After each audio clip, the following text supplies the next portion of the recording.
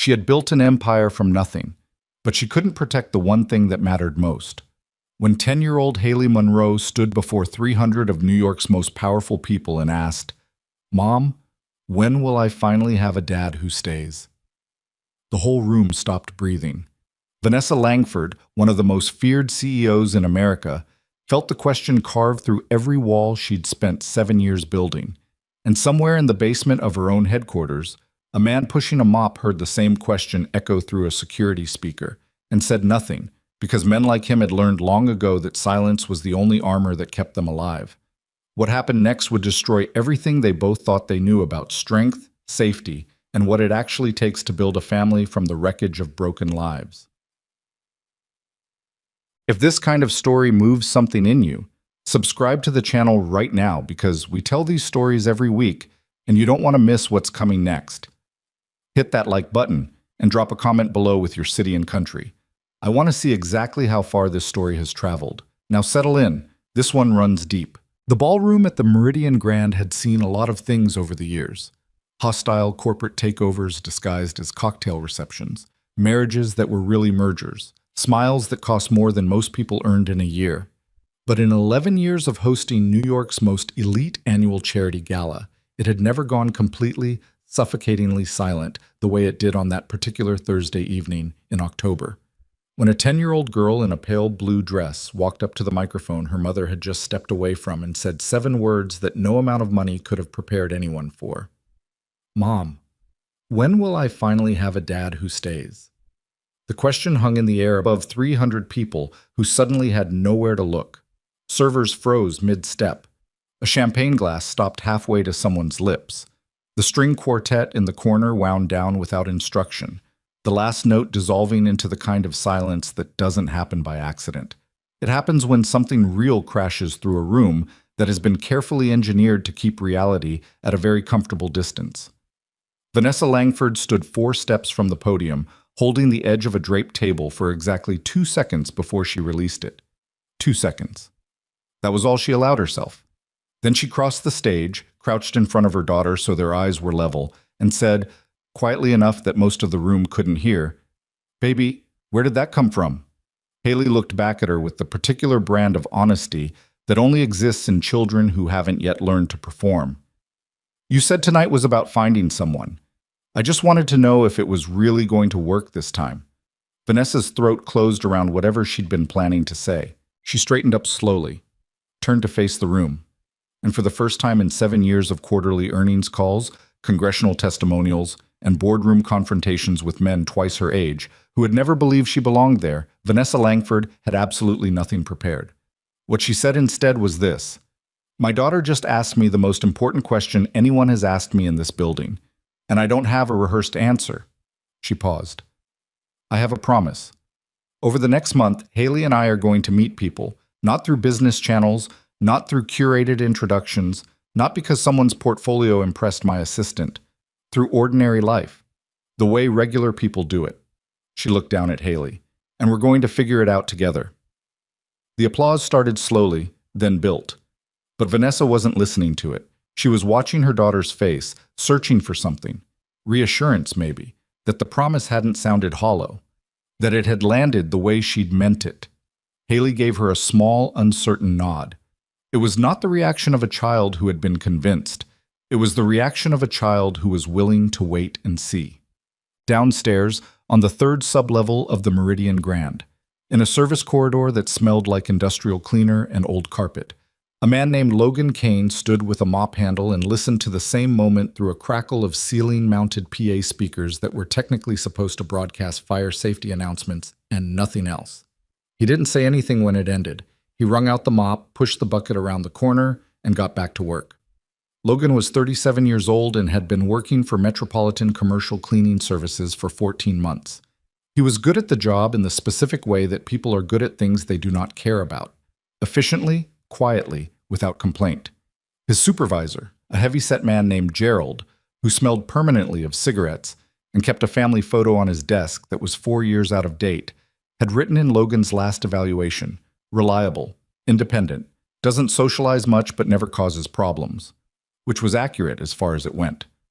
What Gerald didn't know, what almost nobody knew, was that 18 months before taking the cleaning job, Logan Kane had been Major Logan Kane, United States Navy, assigned to a special operations unit whose official designation appeared in fewer than 40 documents in the entire federal government, most of them classified at levels that required clearances. Gerald couldn't have spelled correctly. Logan had run 26 classified operations across 4 continents. He had done things in service of his country that he would carry in his body for the rest of his life. Not in the way people talked about trauma in magazine articles, but in the specific mechanical way of a man who had made decisions under impossible conditions and knew that some of them would never fully resolve. He had been good at the work. He had been, by the measured assessment of people paid to evaluate such things, exceptional at the work. And then, during a mission in a country he was not officially in, a defense contractor named Harlan Briggs had made a decision that cost 3 civilian lives and needed someone to absorb the blame. Logan had been the one in the room. Logan had been the one without political protection. And Logan, rather than expose classified infrastructure that would have endangered a dozen ongoing operations and the people running them, had accepted a quiet administrative end to his career and walked away. He had a son to raise. Marcus was 8 years old and had spent more of his life waiting for his father to come home from somewhere unspecified than he had spent actually with him. Logan's ex-wife, Carla, had remarried 2 years earlier and moved to Portland. Marcus lived with Logan now, had for the past year, in a 2-bedroom apartment in Woodside, Queens that cost $1,100 a month and had a radiator that made sounds like someone was trapped inside it. Marcus was currently with their neighbor, Mrs. Okafor, who charged $20 an evening and always sent him home with a container of leftover jollof rice. Logan finished the corridor, checked his phone, a text from Mrs. Okafor saying Marcus had gone to bed without a fight, which was either a good sign or meant the kid was getting sick, and pushed the cart toward the service elevator. He rode it up to the lobby level, stepped off, and began working his way along the polished marble expanse of Langford Global's main headquarters, 2 blocks from the Meridian Grand. The gala had been held at the hotel, but half the building's executive staff had streamed back here afterward for drinks in the penthouse lounge, which meant the lobby was cycling through a steady traffic of expensively dressed people who tracked in rain and left rings from champagne glasses on surfaces that Logan would circle back to clean. I was on his second pass around a column base when he heard them talking. 2 men in dark suits standing near the building directory, voices low, but not low enough. She's going to do it publicly. Walk around the city with the kid, let people pitch themselves to her like it's some kind of open casting call. That's a liability disaster. Her security team is going to... Whitmore says she overruled security already. The whole thing is her show. What's Garrison planning to do? A pause. Same thing everyone else is planning to do. Get in front of her before the month's up. Logan didn't look at them. He moved the cart around the column and continued toward the far corridor. He had a policy about conversations he wasn't part of. They weren't part of him. He had learned, through years of operating in environments where information was currency and the wrong piece of it could get people killed, that the most dangerous thing a man could do was to start caring about things that weren't his assignment. His assignment right now was the marble floor. The marble floor needed his attention. He worked until 1:15 in the morning, clocked out in the service office, changed out of his uniform in the small locker room shared by 6 cleaning staff members, and took the N train back to Woodside in a car that held 4 other people, none of whom acknowledged each other's existence. Which was fine. Logan was comfortable with that particular social contract. He let himself into the apartment, checked Marcus's room. The boy was asleep on his stomach, one arm hanging off the side of the bed, which was apparently his preferred configuration, and went to the kitchen to eat the leftover rice Mrs. Okafor had sent back with him. He stood at the counter and ate it cold, and didn't turn on the television, because the television in the evenings had a way of making the apartment feel louder than the silence it replaced. 3 weeks after the gala, Vanessa Langford had met 11 men. She hadn't set out to meet 11. She'd set out to be open, to let things happen organically, the way she'd promised Haley, the way she'd told 300 people and subsequently several million more, because the clip of her crouching on that stage had circulated through social media with the kind of velocity that made her communications director physically pale. The 11 men had materialized through the mechanics of her actual life. 2 had been introduced at a school fundraiser Haley attended.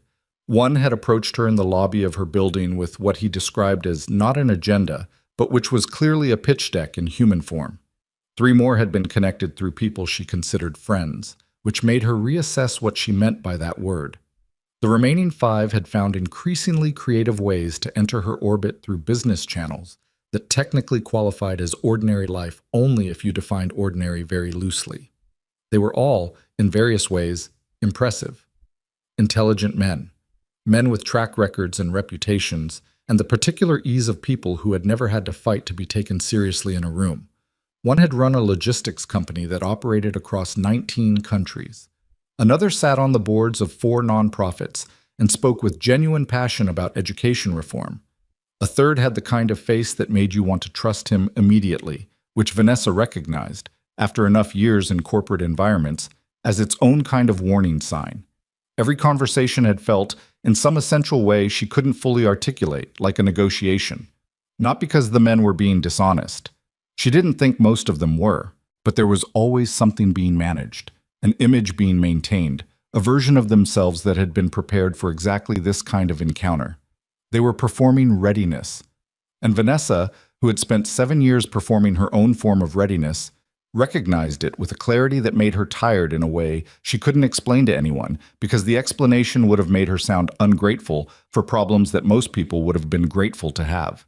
She mentioned it to her friend Diane over coffee one evening.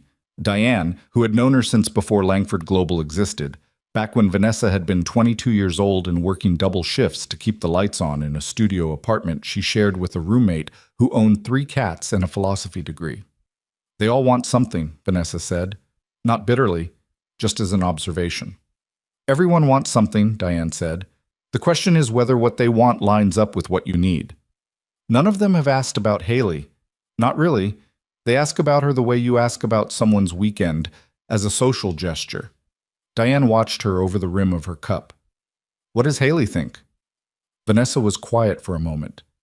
She was polite to all of them, which, with Haley, is not actually a compliment. The incident at the Harwick Tower construction site happened on a Wednesday morning in early November. Vanessa had 3 developments currently in progress across the city, and she had a habit, which her security director, a former police commander named Patricia Roach, considered a professional liability, of doing unscheduled site visits. She liked to see things in process. She'd grown up watching her father rewire electrical panels in other people's houses, and something in her was always drawn to the intermediate state of things. The scaffolding, the exposed framing, the moment before a thing became what it was going to be. She brought Haley that morning because the school had a teacher training day, and Haley had asked, with careful casualness, whether she could come along. Vanessa's security detail consisted of 2 men. Roach had assigned 4, but 2 had called in the same morning, which in retrospect was not a coincidence. The team running cleanup and prep at Harwick Tower was contracted through a company called Delmar Services. The workers in Delmar uniforms who had been on site since 6 a.m. were, for the most part, not Delmar employees. Logan was there because Metropolitan Commercial had a subcontract for the site, and he'd been assigned the morning shift with a colleague named Ferris, a 53-year-old man who had strong opinions about sandwiches and not much else. Logan was on the 7th floor when the first of Vanessa's security team came through on the radio with a clipped professional alert that cut off mid-sentence. He moved to the window and looked down. 4 vehicles were blocking the site entrance. Men were moving in organized patterns across the ground level. One of Vanessa's security guards was face down on the concrete with someone standing over him. Logan stood at the window for about 4 seconds. Then he set down his radio, stepped back from the window, and started moving. Ferris looked up from the corner where he'd been eating an early lunch. "Where are you?" "Stay exactly here," Logan said. "Don't use your phone. Don't go near the windows. Don't make noise. I'll be back." "What is happening?" "Ferris!" Logan's voice had shifted into something that made the older man go completely still. "Stay here." He moved into the stairwell. The construction site had 8 floors of completed framing and 3 more in progress. Logan had been on this job for 11 days and had done what he always did in any new space, mapped it. Not consciously. Not the way someone with a plan maps things, but the way a person does when stillness is not something they've ever fully trusted, when some part of them never fully stops calculating exit routes and structural advantages and the places where sound carries and the places where it doesn't. He came down the east stairwell to the fourth floor and found three construction workers huddled in a utility alcove, one of them bleeding from a cut on his forearm. They looked up at him with the specific expression of people who were waiting to be told what to do. East stairwell goes to the basement, Logan said. There's a service exit behind the electrical panel room. Do you know it? One of the workers, a young guy, maybe 22, with a hard hat pushed back on his head, nodded. Take these two. Go now. Don't stop. What about go? They went. He found Vanessa on the fifth floor, which had not yet been fully walled in on the south side, the open framework giving a view of the street that would have been spectacular under different circumstances. She was backed against a concrete pillar with Haley pressed behind her, and one of her security men, the one who hadn't been taken at the entrance, standing in front of them with his weapon drawn and his hands shaking just enough that Logan clocked it from 15 feet away. Two men in Delmar uniforms were moving toward them from the far end of the floor. One had a radio, the other had a weapon. Vanessa's guard fired once, missed badly, and the return movement from the two men was fast and coordinated in a way that was immediately clarifying about what kind of training they'd had. Logan came in from the service corridor on their flank. What happened in the next 40 seconds was not something he would have been able to fully narrate afterward, not because it was a blur, but because the individual components of it were so compressed and sequential that they didn't parse as separate events. He moved into the space between the two men before either of them had processed his presence. The first man went down hard, fast, in a way that produced no prolonged struggle. The second turned and raised his weapon, and Logan was already inside the arc of it, close enough that the weapon became a liability rather than an advantage. And the struggle lasted less than 3 seconds before it was over. He disarmed the second man, zip-tied both with the plastic restraints he'd picked up from a tool supply shelf on the third floor because old habits were very hard to break, and turned around. Vanessa Langford was staring at him, not with relief exactly, though that was there, but with something else, something that was working through several layers of processing simultaneously, because what she had just watched did not correspond to any category her brain had prepared for the man who mopped floors in her headquarters building. Haley had her face pressed against her mother's jacket. Vanessa's hand was in her daughter's hair. Logan looked at the security guard, who had lowered his weapon and appeared to be running a very hasty internal review of his career. There are at least 4 more on the ground level, Logan said. 2 on the second floor. You need to get them out now, before the group on the ground reconverges. How do you... The guard stopped, started again. Who are you? I work here, Logan said. East stairwell. Go, Masa. They made it out through the basement service exit, the same route Logan had sent the construction workers. By the time the police arrived, most of the men in Delmar uniforms had scattered, but 3 had been efficiently immobilized on various floors by a man nobody seemed to have gotten a clear look at. Haley, sitting in the back of a police vehicle wrapped in a reflective blanket, had not cried once. She looked shaken and very young and very controlled in the particular way of a child who has watched her parent practice that same control and has, without meaning to, learned it. Vanessa sat beside her with one arm around her shoulders, answering questions from a detective in a monotone that indicated she was running on the far edge of her reserves. But every few minutes, her eyes moved to the perimeter of the scene. Searching. He wasn't there anymore. By the time the police had finished with the immediate scene, someone from Metropolitan Commercial had confirmed that, yes, one of their employees had been on site that morning. A man named Logan Kane, 7-floor assignment, clocked in at 7, no criminal record, good work history, nothing else on file. Vanessa looked at the name for a long time. Haley was asleep against her shoulder when the car finally took them home, and Vanessa sat with the sound of the city moving past the windows and thought about a man who had walked into a room with armed people in it, handled what he found there with the efficiency of someone for whom this was not a new category of experience, and then apparently gone back to work.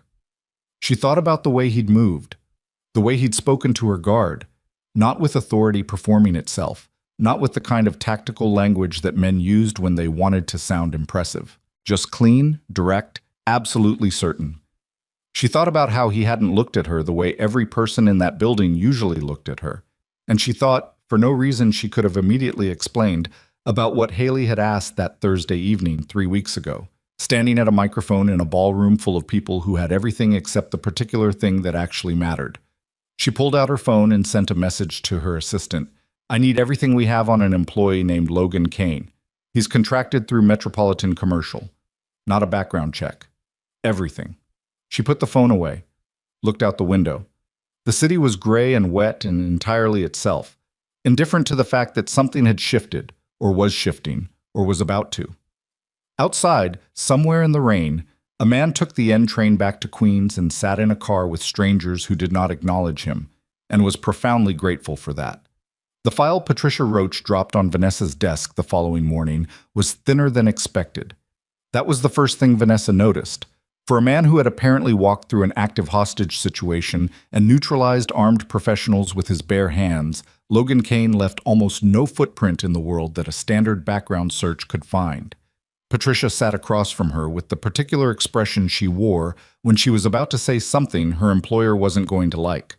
Roach was 51, built like someone who had spent decades not making excuses, and had the kind of face that communicated information even when her mouth was closed. Clean record, Patricia said. No priors, no civil suits, no financial flags. Pays his taxes. His son is enrolled at PS 153 in Woodside. He has a lease on an apartment, a bank account, with a balance that tells you he's careful with money, but not comfortable. His employment history before Metropolitan Commercials, she paused. Sparse. Sparse how? Sparse as in there's a 7-year window that has exactly 2 entries. One is a security consulting firm in Virginia that dissolved in 2019. Before that, military service. Another pause. The discharge papers say honorable, but the classification on his service record is at a level I don't have authorization to access.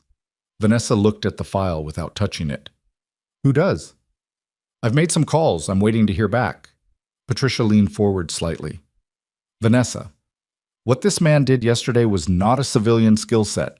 I've seen trained close protection professionals with years of experience panic under less pressure than he was under. He didn't panic. I know. He also didn't stay. He didn't give a statement to police. He was listed as a witness and cleared the scene before the detective got to him. The officer who took his name described him as cooperative, but Patricia checked her notes. Quote, seemed like he wanted to be anywhere else. I know, Vanessa said again.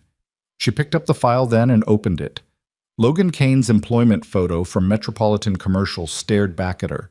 The kind of photograph that was taken by someone pointing a phone at a person who was not trying to look like anything at all. He looked directly at the camera with eyes that were not unfriendly, not guarded exactly, just present, waiting for the thing to be over so he could move on to whatever came next. She had seen that expression somewhere before. Then she placed it. She saw it in her own mirror on mornings when she was running on 4 hours of sleep, and had 3 back-to-back meetings before 9 a.m. and had already told herself that she was fine, that everything was manageable, that she didn't need anyone to ask how she was doing because she already knew the answer and the answer wasn't useful to dwell on. She closed the file. I want to talk to him, she said. Patricia's expression shifted into something that wasn't quite concern but was adjacent to it. That's your call. But if I'm advising you professionally, he came through yesterday, yes. And we don't fully know who he is yet. No, Vanessa said. We don't. She looked out the window at the mid-morning city, gray and operational, everyone going somewhere with purpose, or the appearance of it. Set it up, she said. Well, Metropolitan Commercial's dispatcher, a woman named Rita, who had clearly fielded stranger requests in her career but was trying not to show it, confirmed that Logan Kane was scheduled for the Langford Global Headquarters building that same evening. Standard Thursday night rotation, floors 2 through 6.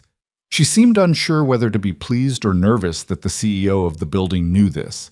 Vanessa waited until 9 p.m. when most of the executive floor had emptied out, before she took the elevator down to the 2nd level and found him in the east corridor near the copy room, running a buffer over a stretch of floor that was already, by any reasonable standard, clean enough. He had earbuds in, one of them, the right one, the left ear apparently kept clear by habit, and he didn't hear her until she was close enough that pretending he hadn't would have been its own statement. He pulled the earbud out and turned around and looked at her with an expression that was not surprised exactly, but was doing a careful, visible job of staying level. Ms. Langford, can you stop for a minute? He reached down and turned off the machine. The hallway went quiet. He straightened up and waited, which was something she noticed. He didn't fill the silence. Most people filled the silence. "I wanted to thank you," she said, "for what you did yesterday." "You don't have to do that." "I know I don't have to. I wanted to." She watched him. "Are you all right? You weren't there when the detective came around." "I gave my name. They had what they needed." "They had your name. They didn't have what happened on the 5th floor." Something moved across his face. Not discomfort, more like the recognition that a door he'd been standing in front of had just been opened from the other side. "I helped some people get out of a building. That's the part that matters."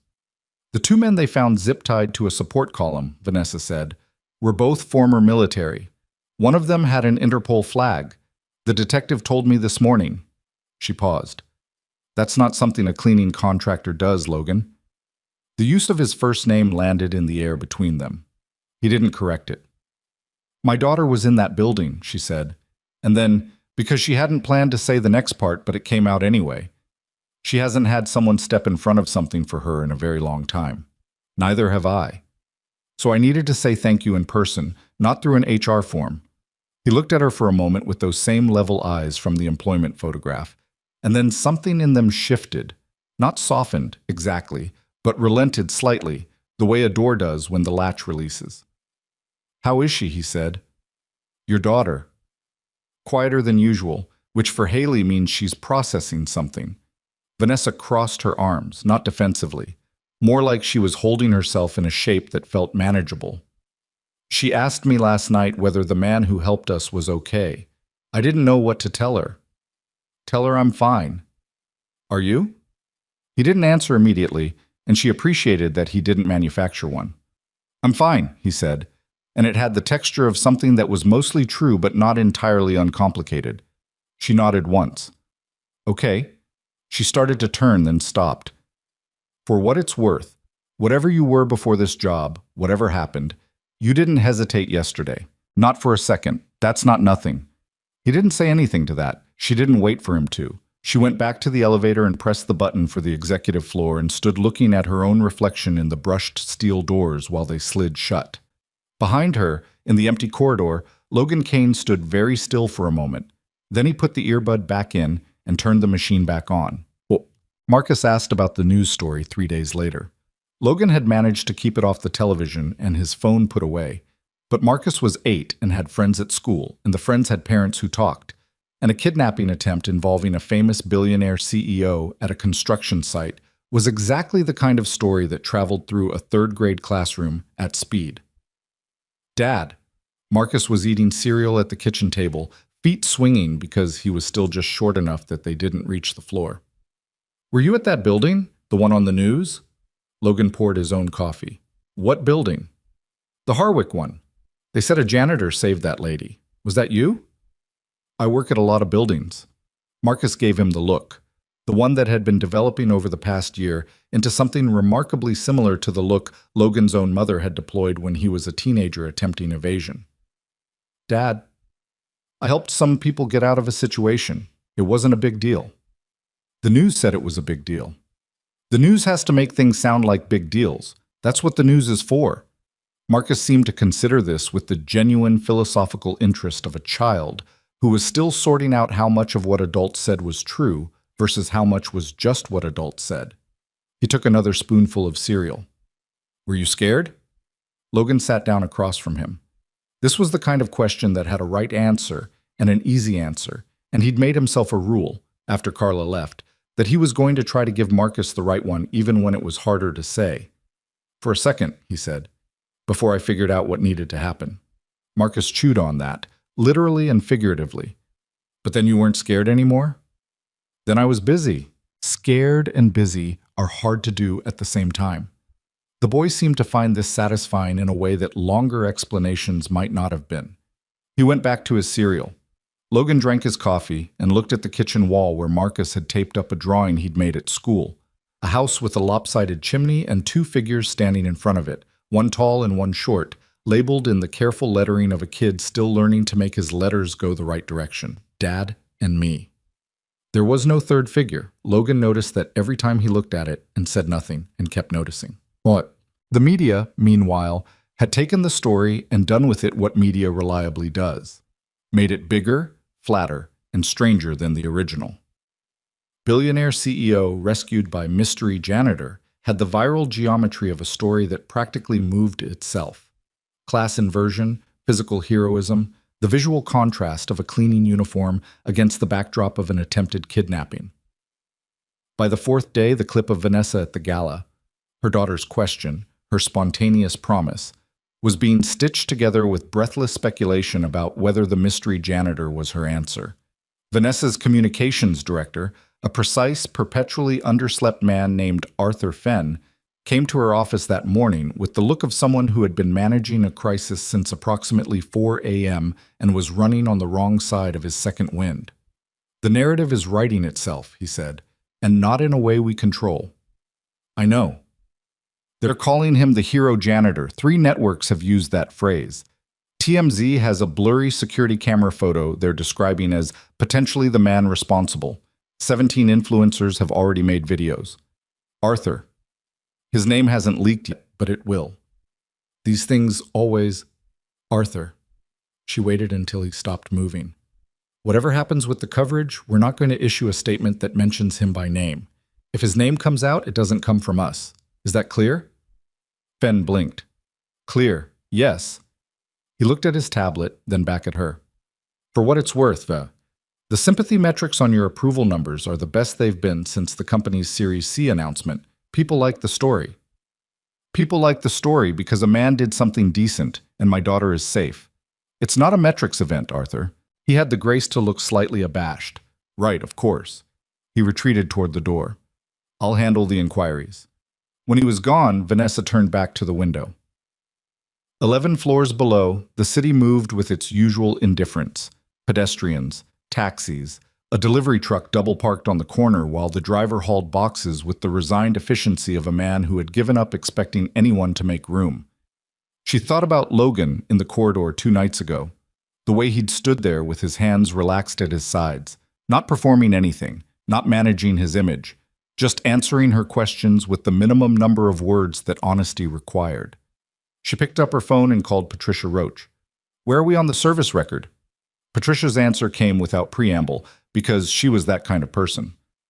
I heard back from my contact at the DoD this morning. The classification on Kane's file is legitimate and current, which means it's not just old paperwork that nobody got around to updating. Someone is actively maintaining that classification. A pause. That doesn't happen unless there's an operational reason. What kind of operational reason? The kind where the people involved are either still active or the information about what they did is still sensitive enough that exposure would cause problems. My contact wouldn't say more than that. Another pause, shorter. He did say one other thing. He said, and I'm quoting, "Whoever that man is, he would have had to give up a great deal to end up where he is." Vanessa sat with that for a moment. "Okay," she said. "Thank you, Patricia." She set the phone down and looked at the thin file still on the corner of her desk. The employment photo, the sparse work history, the 7-year gap that wasn't a gap at all, but was something her security director couldn't access and a DoD contact wouldn't explain. A man who could have used what he knew to protect himself, and hadn't. She understood that particular choice in a way she couldn't have explained to most people. When her husband Daniel had died, a cardiac event at 41, no warning, no negotiation, no time to prepare anything, just absence where a person had been, she had understood for the first time what it meant to choose silence over the easier path of being seen in your grief. She had chosen silence.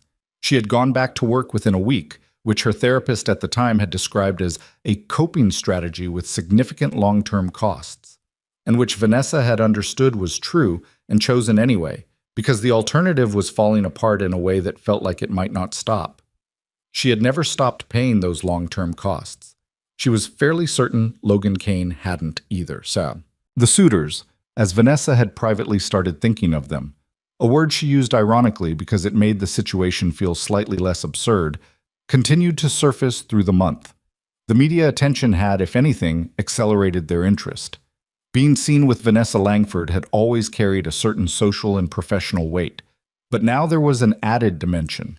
Whoever she chose would be positioned against the romantic backdrop of the hero janitor story, which meant they needed to project qualities that could survive that comparison. Several of them were trying very hard. A man named Garrison Cole, 43, self-described entrepreneur. The kind of person who said entrepreneur the way other people said physician, had inserted himself into her professional orbit 3 weeks before the Harwick incident through a mutual acquaintance and had since escalated his efforts with the dogged persistence of someone who had decided that this was a problem solvable by application of sufficient resources. Garrison was handsome in the way of men who had decided at some point that their appearance was an asset to be maintained and had pursued that maintenance with professional discipline. He wore his suits like they were armor, which Vanessa recognized because she wore her own suits the same way, though she was at least aware she was doing it. He had sent flowers to her office twice. Not extravagant arrangements, he was too calibrated for that, but precise, tasteful, the kind of bouquet that announced I did research rather than I felt something. He had also, through channels she hadn't yet fully traced, obtained information about a charity initiative she was quietly developing, a fund for children from low-income families to access performing arts programs, and had made a donation substantial enough to require acknowledgement. She acknowledged it. She did not, as he had clearly hoped, use the acknowledgement as an entry point for a longer conversation. What she didn't know, sitting in her office on a cold Thursday morning reviewing quarterly projections, was that Garrison Cole was also, through a separately maintained set of relationships that he kept carefully walled off from his public profile, in contact with the people who had sent armed men to Harwick Tower. Not as a conspirator, exactly. The arrangement was more complex than that and more deniable. He had not ordered the kidnapping. What he had done, through an intermediary whose name appeared nowhere in anything he signed, was pass along information about Vanessa's schedule, her habit of doing unannounced site visits, the specific timing of the Harwick inspection, to people who had their own reasons for wanting leverage over the CEO of Langford Global. What happened with that information was, in Garrison's framing of events to himself, not his responsibility. He was very good at framing things to himself. What he had not anticipated was Logan Kane. The failed operation at Harwick had cost his contacts significant resources and produced no usable result, and the man who had dismantled it was now, according to the coverage Garrison consumed with obsessive attention over the following days, being romantically associated with the woman Garrison had decided was going to matter to his next phase of ambitions. This was a problem with several dimensions, the most immediate of which was that Logan Kane, if anyone looked at him closely enough, would eventually lead people back toward the information leak that had made Harwick possible. Garrison was not a man who tolerated loose threads. He had a conversation, through the intermediary, about options. Logan found out he was being investigated on a Tuesday morning, not from any official source, but from Gerald, his supervisor, who had the expression of a man delivering news he found confusing and slightly beyond his pay grade. "Someone from corporate came in yesterday," Gerald said. They were in the service office at Langford Global, Gerald behind his desk, Logan standing because the second chair had a box of cleaning supplies on it that nobody had moved in approximately 3 months. HR level. They said they were doing a routine check on contracted staff credentials. I gave them your file. That's fine. They asked specific questions, Logan, about your work history, your references. They wanted to know if you'd ever accessed restricted areas of the building. Logan was quiet for a moment. Had I? Not according to any records I have. Gerald shifted his weight. I want to be straight with you. These didn't feel like routine questions. No, Logan agreed. They probably weren't. He drove Marcus to school that morning with the particular focused quiet of a man running calculations.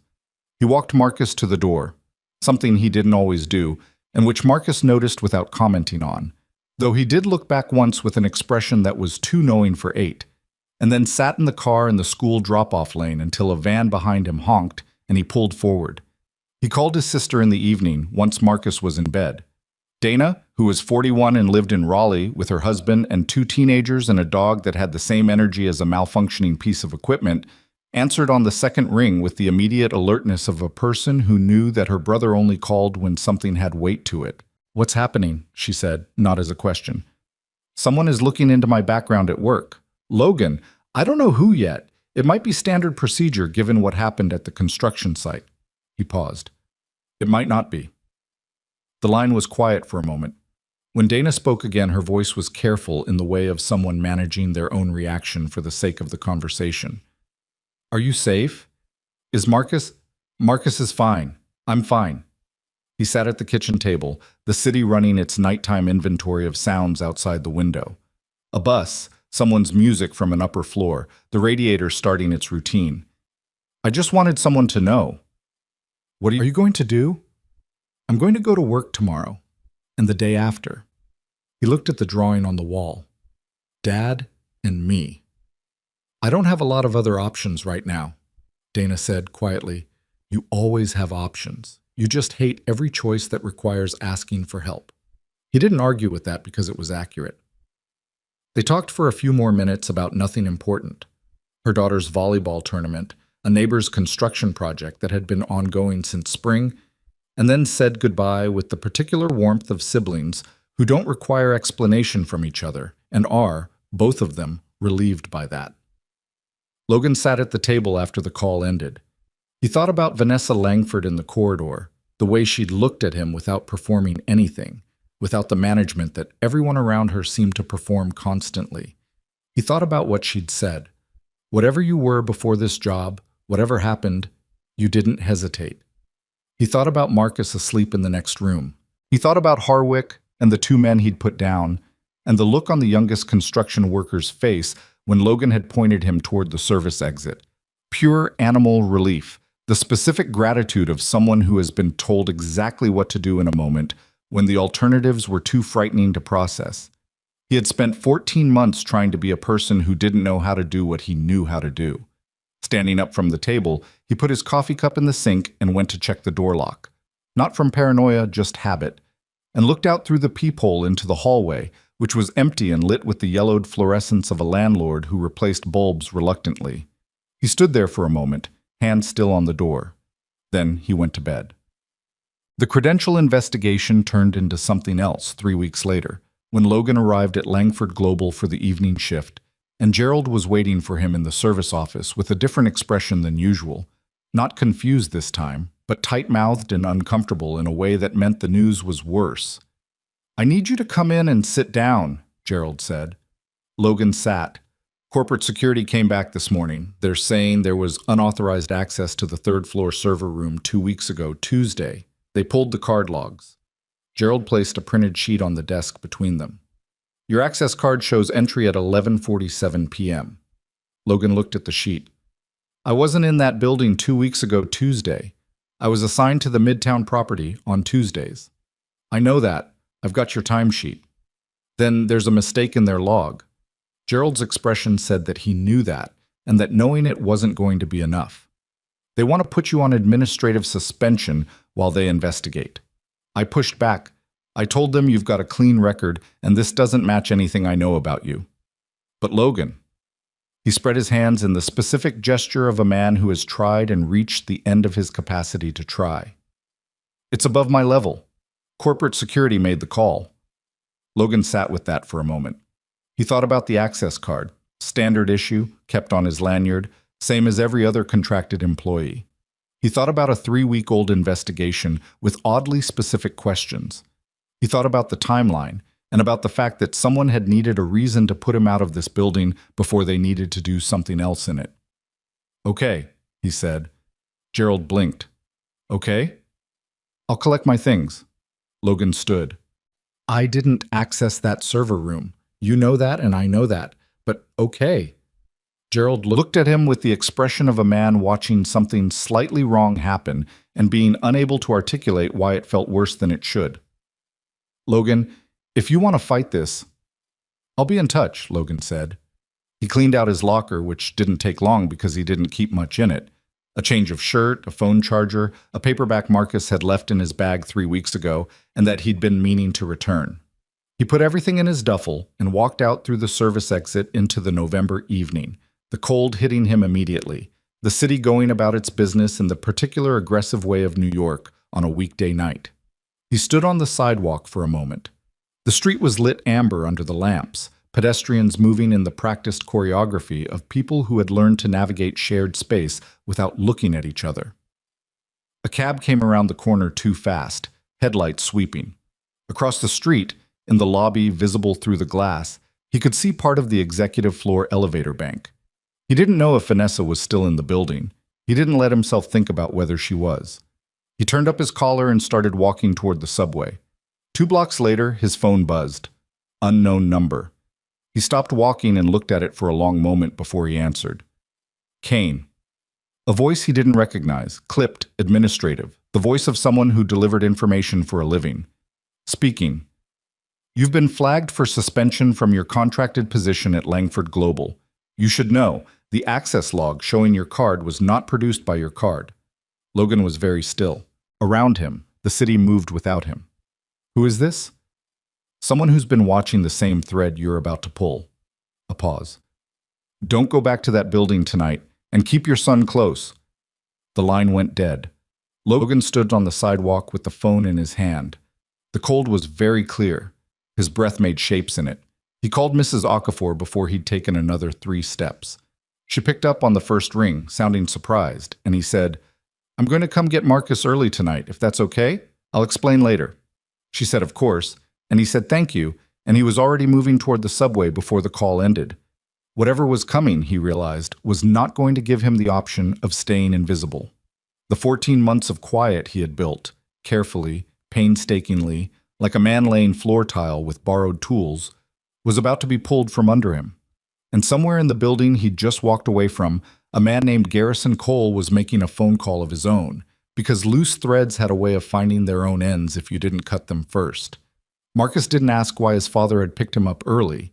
He asked once, in the elevator up to their floor, whether everything was okay, and Logan said yes, which was the kind of answer that contained just enough truth to be usable.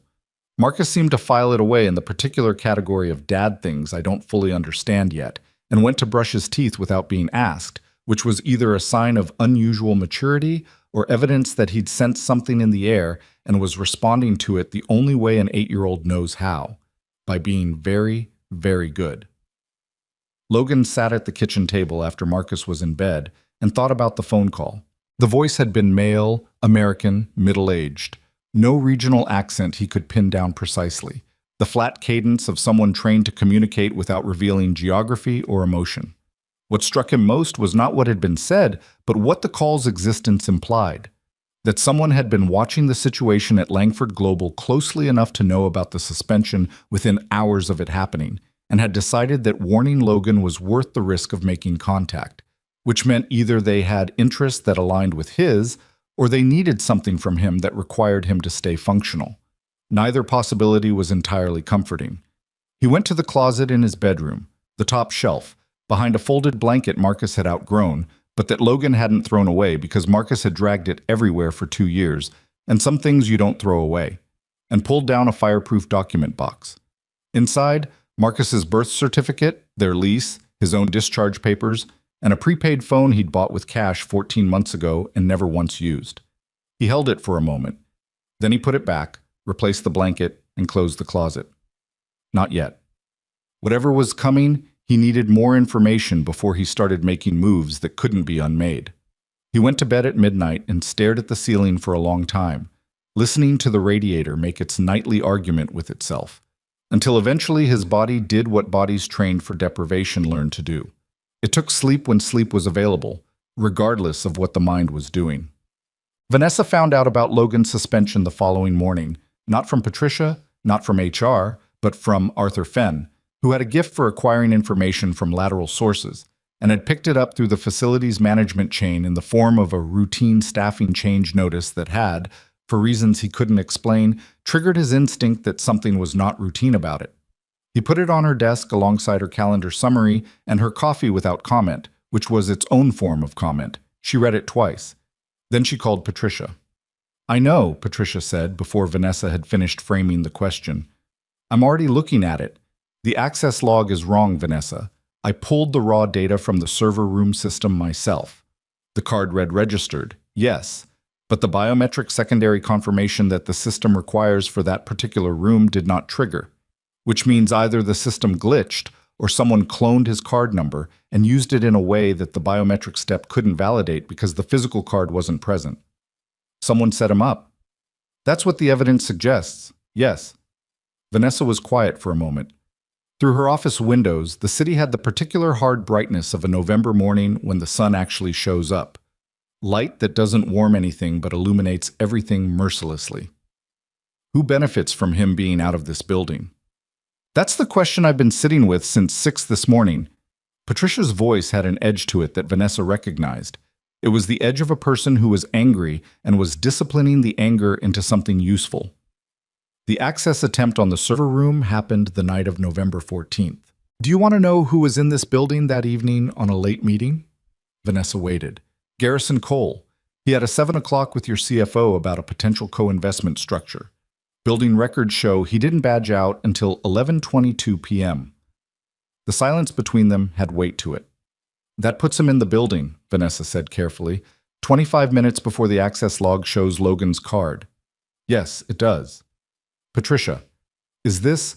I don't know yet. I'm not going to tell you it's confirmed because it isn't, but I'm going to find out. A pause. There's something else.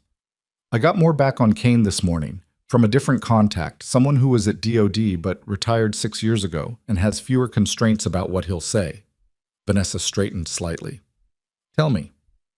Logan Kane was a major assigned to a classified maritime interdiction unit operating under joint authority between Naval Special Warfare Command and a contracted intelligence arm. He ran 12 confirmed operations in 4 years, plus an additional 14 that exist only in documents I don't have clearance for. His record was, by every metric they used to evaluate these people, exceptional. Patricia stopped. Then, in the spring of 2021, his unit was deployed to interdict a weapons shipment in an unspecified location. The mission was compromised. 3 people died who shouldn't have died. A defense contractor named Harlan Briggs, who held the intelligence contract supporting the operation, provided targeting data that was incorrect. Deliberately incorrect, according to my source, though proving it required access Kane didn't have. He was blamed for it, Vanessa said. He was made available to be blamed for it, which is slightly different. A formal inquiry was initiated. Kane had evidence, partial evidence, enough to raise serious questions about Briggs, but presenting it would have required exposing the full operational architecture of his unit, including people still active in the field. A pause. He didn't present it. Vanessa closed her eyes briefly. He took the loss. He negotiated a quiet administrative separation in exchange for the inquiry being closed. Harlan Briggs went on to receive 2 additional government contracts worth a combined $400 million. Patricia's tone was controlled, but only just. Kane moved to New York, got his son, and took a cleaning job. The line was quiet for a moment. Outside, a pigeon landed on Vanessa's windowsill, looked at her with one orange eye, and left. Where is he now? Vanessa asked. I have an address in Woodside. I need you to reach him, not officially. Don't call his work number. He doesn't have the job anymore. Try his personal cell. She paused. And Patricia, whatever he's willing to share, whatever he's not, we treat this carefully. He didn't ask for any of this. Understood. Another pause, shorter than the others. For the record, Vanessa, in 22 years of security work, I've seen a lot of people in situations where staying quiet cost them everything. Most of them were not quiet out of nobility. They were quiet because they were scared, or because they calculated that the quiet would eventually pay off. She stopped. I don't think that's why he did it. Vanessa didn't answer that because she didn't have an answer. Just the knowledge that Patricia was right, and that the knowledge was doing something to her that she hadn't been prepared for this morning when she sat down at her desk with a calendar summary and a coffee. She set the phone down and looked at the suspension notice again. Logan Kane, contract employee, Metropolitan Commercial Cleaning Services. Administrative suspension pending investigation of unauthorized access. She picked up the phone again and called her general counsel. Logan was at the laundromat on Woodside Avenue, the one that had 3 machines permanently out of service, and a television mounted in the corner playing a cable news channel that nobody was watching, when his cell phone rang with a number he didn't recognize. He let it ring once, twice, then answered because ignoring numbers he didn't recognize was a luxury he'd given up the previous evening. Mr. Kane, my name is Patricia Roach. I'm the Director of Security for Langford Global. A brief pause. I work for Vanessa Langford.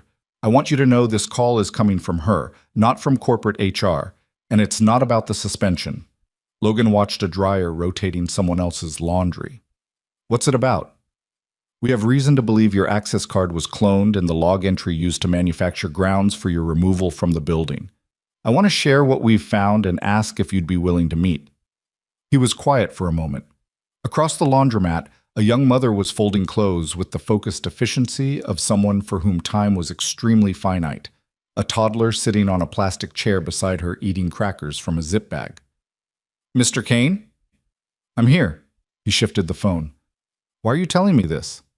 "Because it appears someone went to significant effort to remove you specifically from that building, and we'd like to understand why before we file the incident report that will clear your record." She paused. "And because what happened at Harwick Tower, Ms. Langford wanted me to say this directly, is something she hasn't stopped thinking about." It was the last part that decided him, not because it flattered him. He didn't trust flattery and had learned to recognize it with the same reflex he used to recognize an unsecured room, but because of the specificity of it. Not what you did or how you helped us. What happened, as if it was a shared event rather than a transaction. "Where and when," he said. They met the following afternoon at a coffee shop in Long Island City. Neutral ground, Roach's suggestion, a place with enough ambient noise that a conversation didn't carry, and enough foot traffic that two people sitting at a corner table looked like nothing at all. Logan arrived 8 minutes early, sat with his back to the wall, ordered a black coffee he didn't particularly want, and was reading the menu for the second time when Patricia Roach walked in. She was not what he'd expected, which told him that he'd been making assumptions, which was its own useful data point about where his head was. She was compact and direct in her movements, and looked at him across the room with the immediate assessment of someone cataloging information before the conversation started. Not aggressively, just efficiently. She sat down, ordered tea, and put a manila folder on the table without opening it. "Thank you for coming," she said.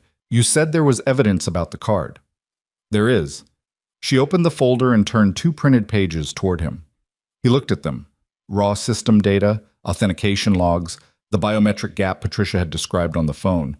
He'd worked in environments where this kind of documentation was used to build operational cases, and he could read it the way a person reads their own handwriting. It was unambiguous. "Whoever used my card number," Logan said, "wasn't me." "No." The secondary verification didn't complete.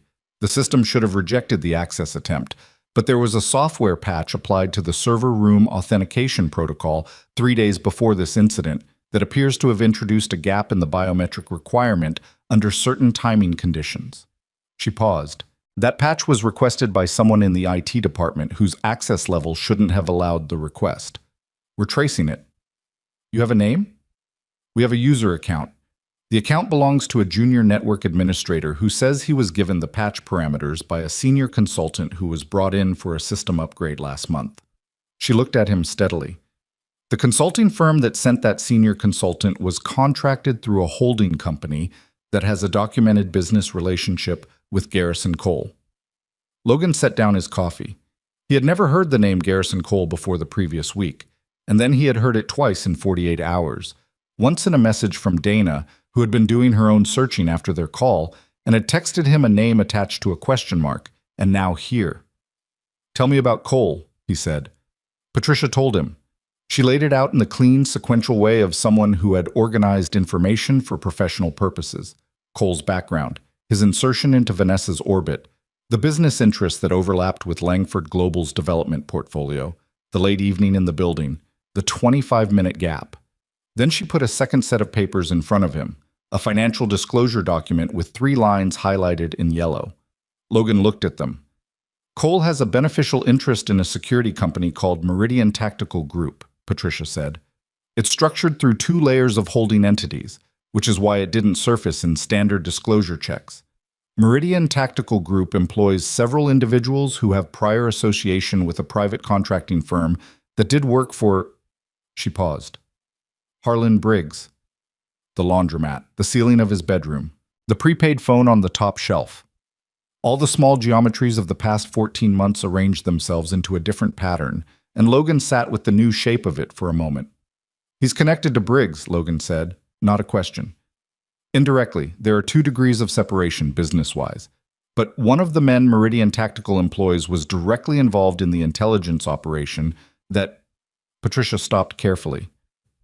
"That ended your military career." The coffee shop made its sounds around them. Milk being steamed somewhere behind the counter, the bell over the door as someone left. A child at a nearby table asking the same question twice because the first answer hadn't satisfied. Logan looked at the papers for a long time. He had known, in the abstract way that people know things they can't fully face yet, that what had happened to him in 2021 had not been random. Bureaucratic malice existed in every institution large enough to have competing interests, and he had been in the path of someone else's competing interests at the wrong moment. But knowing it abstractly and sitting across from documentation of the specific machinery of it were different things. "What does Cole want from Langford Global?" he said. "That we're still determining." But his interest in the company accelerated significantly after the Harwick incident. "Our theory," Patricia chose her words with visible care, "is that Harwick was not primarily a kidnapping for ransom. The organization behind it has a pattern of acquiring leverage over high-value targets, leverage they then use to extract business concessions, exclusive contracts, data access, development site approvals. Vanessa's company controls 3 development sites in the outer boroughs that sit on transit corridors being evaluated for major infrastructure expansion. The land value, with the right approvals, would be substantial. And Cole is connected to the organization that ran Harwick." "We believe so. Not directly. There are intermediaries. But the information about Vanessa's schedule that enabled the Harwick operation had to come from somewhere close enough to her professional calendar to be accurate. Cole had access to that calendar through his contact with her CFO. She looked at him levelly. "You dismantled an operation that would have given them significant leverage. That made you a problem." Logan was quiet. "So the suspension," he said, "getting me out of the building." "They're planning something else," Patricia said. "We don't know what or when, but removing you first suggests they're aware of what you're capable of." She paused, "which raises its own questions about how much they know about your background." He looked at her. "Briggs knows." "If Cole and Briggs are connected, then yes. Briggs would know enough to know that a man with your training in that building was a liability to whatever they're planning." Logan sat with that. The particular quality of being known by the wrong people was something he'd lived with before, in a different context, at a different scale, and it had a specific texture. Not quite fear. More like the feeling of standing in a room and realizing the walls are closer than you thought. "I need to ask you something," Patricia said. "Go ahead." "The operation in 2021. What you gave up to keep quiet about it." She met his eyes directly. "If you were willing to talk now, to give testimony that could be verified against what we're finding, it would change things significantly. For the investigation. For your own record." A pause. "I'm not in a position to make promises about what that process would look like, but I know people who could facilitate the right conversations." Logan looked at the window. Outside, a delivery cyclist moved through the intersection against the light, standing on the pedals, going somewhere fast. "Who else knows about this meeting?" he said. "Vanessa. And me." "Not the CFO?" "No." "Not Arthur Fenn?" Patricia didn't look surprised by the name. "No." He looked back at her. "Cole has someone inside the company. It's not a guess. The schedule access, the patch request, the speed of information flow after Harwick. Someone inside is feeding information out." Patricia's expression shifted fractionally. Not surprise, but the particular stillness of someone whose suspicion has just been confirmed by an independent source. "We've been developing the same conclusion.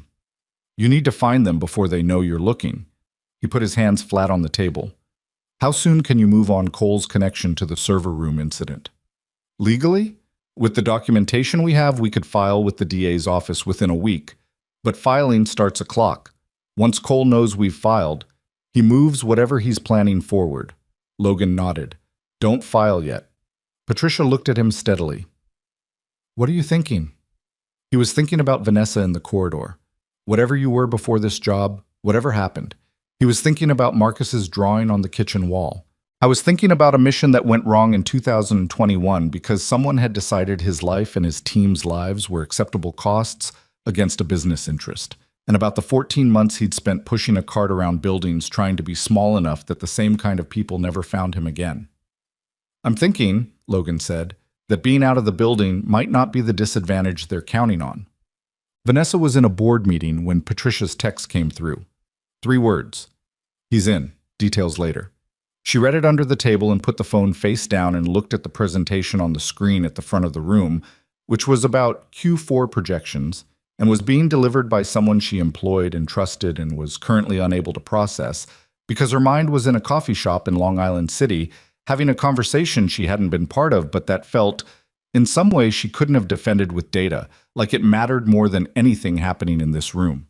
She had not told anyone, not Diane, not Patricia in so many words, not even herself in the clear interior language she normally used to take inventory of her own states, that she'd been thinking about Logan Kane in a way that was not purely professional. It was not a clean or simple thing to acknowledge. Her life had been built around the discipline of keeping things clear, lines of authority, lines between work and home, lines between what she felt and what she acted on.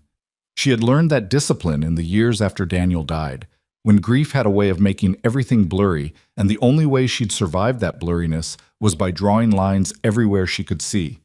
Logan existed on the wrong side of several of those lines. He was someone she'd employed, someone her company was investigating, someone whose presence in her building had become a complicated tangle of gratitude and security concerns, and whatever it meant that her daughter had asked Mrs. Roach at their last meeting whether the man who helped them was going to be okay. Haley asked about the people she cared about. She didn't ask about the people she was polite to. Vanessa knew her daughter well enough to understand the distinction. The board meeting ended at 4. She stayed for the debrief, answered 3 questions from the CFO, and was halfway to her office when her phone rang with a number she recognized as one she'd given only to specific people. She answered it in the hallway, turning slightly toward the wall in the way people do when they want the illusion of privacy. "Roach?" she said. "2 things," Patricia said. "First, the inside contact. We've identified them. It's not someone in the executive chain. It's a junior data analyst in the commercial development division, been with the company 8 months. The account activity pattern fits someone who was placed specifically to access project site data." She paused. "He was hired through a staffing firm that also has a connection to Cole's holding structure." Vanessa kept her voice even. "Pull his access tonight, quietly." "Already in process. Second thing." Another pause, and this one had a different quality, more considered. "Kane identified the inside contact as a probability before I'd shared any of the technical evidence with him. He reasoned it from the information flow patterns." She didn't say anything to that. "He also made a tactical point about the timing of the suspension that I think is correct," Patricia continued. "They cleared him out because they're moving soon. The question is what and where." "The gala," Vanessa said. Silence from Patricia's end. "The Kane Ashworth Foundation Gala," Vanessa said, the name coming out of her mouth with the particular clarity of something that had been sitting in the back of her mind and had just found its shape. "It's in 8 days. I'm the keynote. 300 guests, press, the development announcement for the Southbridge site. Half of Cole's business contacts will be in that room because I invited them. If they wanted a moment of maximum exposure with maximum leverage, that's the moment," Patricia said quietly. "Yes." They were both quiet for a second. "I want Kane there," Vanessa said. "He's not on the staff anymore." "Find a way. Consultant, contractor, private guest. Find a way." She paused. "And Patricia, make sure he knows. Not the company asking. Me." Logan received the message that evening through Patricia, relayed the way Patricia relayed things, directly and without decoration. Vanessa Langford was asking him, personally, to be present at the Kane Ashworth Foundation Gala in 8 days. The message included the details of what Patricia and Vanessa believed was being planned, and it ended with a single sentence that Patricia had not edited or added to. "This isn't an assignment. You don't owe us anything, but I'd like you there." He read it twice at the kitchen table while Marcus was in the next room doing homework with the television on low in the background, the 2 sounds mixing into the specific domestic texture of an evening that was ordinary in a way that Logan had spent a long time learning to appreciate without treating as permanent. He thought about saying no. He thought about the prepaid phone, the document box, the exit routes he'd mapped in his head from the Woodside apartment in the first 3 weeks they'd lived there. He thought about 14 months of quiet and what the quiet had cost and what it hadn't actually protected him from. Then he thought about a question asked into a microphone in a ballroom by a 10-year-old girl who had not learned yet to keep the most important things to herself. He texted Marcus's school to flag a possible absence on a date the following week, just in case. Then he called Dana. "I need a favor," he said. "Finally," Dana said immediately, with the energy of someone who had been waiting 18 months to hear those words. "What do you need?" "Can Marcus stay with you for a few days?" A pause. Then, without asking why, "I'll book him a ticket tomorrow." "Dana?" "Logan, stop." Her voice was firm and warm in equal measure. "Just send me his sizes. The kids destroyed his last set of pajamas at Thanksgiving, and I haven't replaced them." He almost laughed at that, which he hadn't expected, and the almost laugh did something to the tightness in his chest that he hadn't been fully aware was there. After he hung up, he sat at the table for a while. Then he went to the closet, moved the blanket, and took out the prepaid phone and the document box. He opened the box, looked at the discharge papers, and put them back. Then he went to the kitchen drawer where he kept a legal pad and wrote out everything he remembered from the 2021 operation.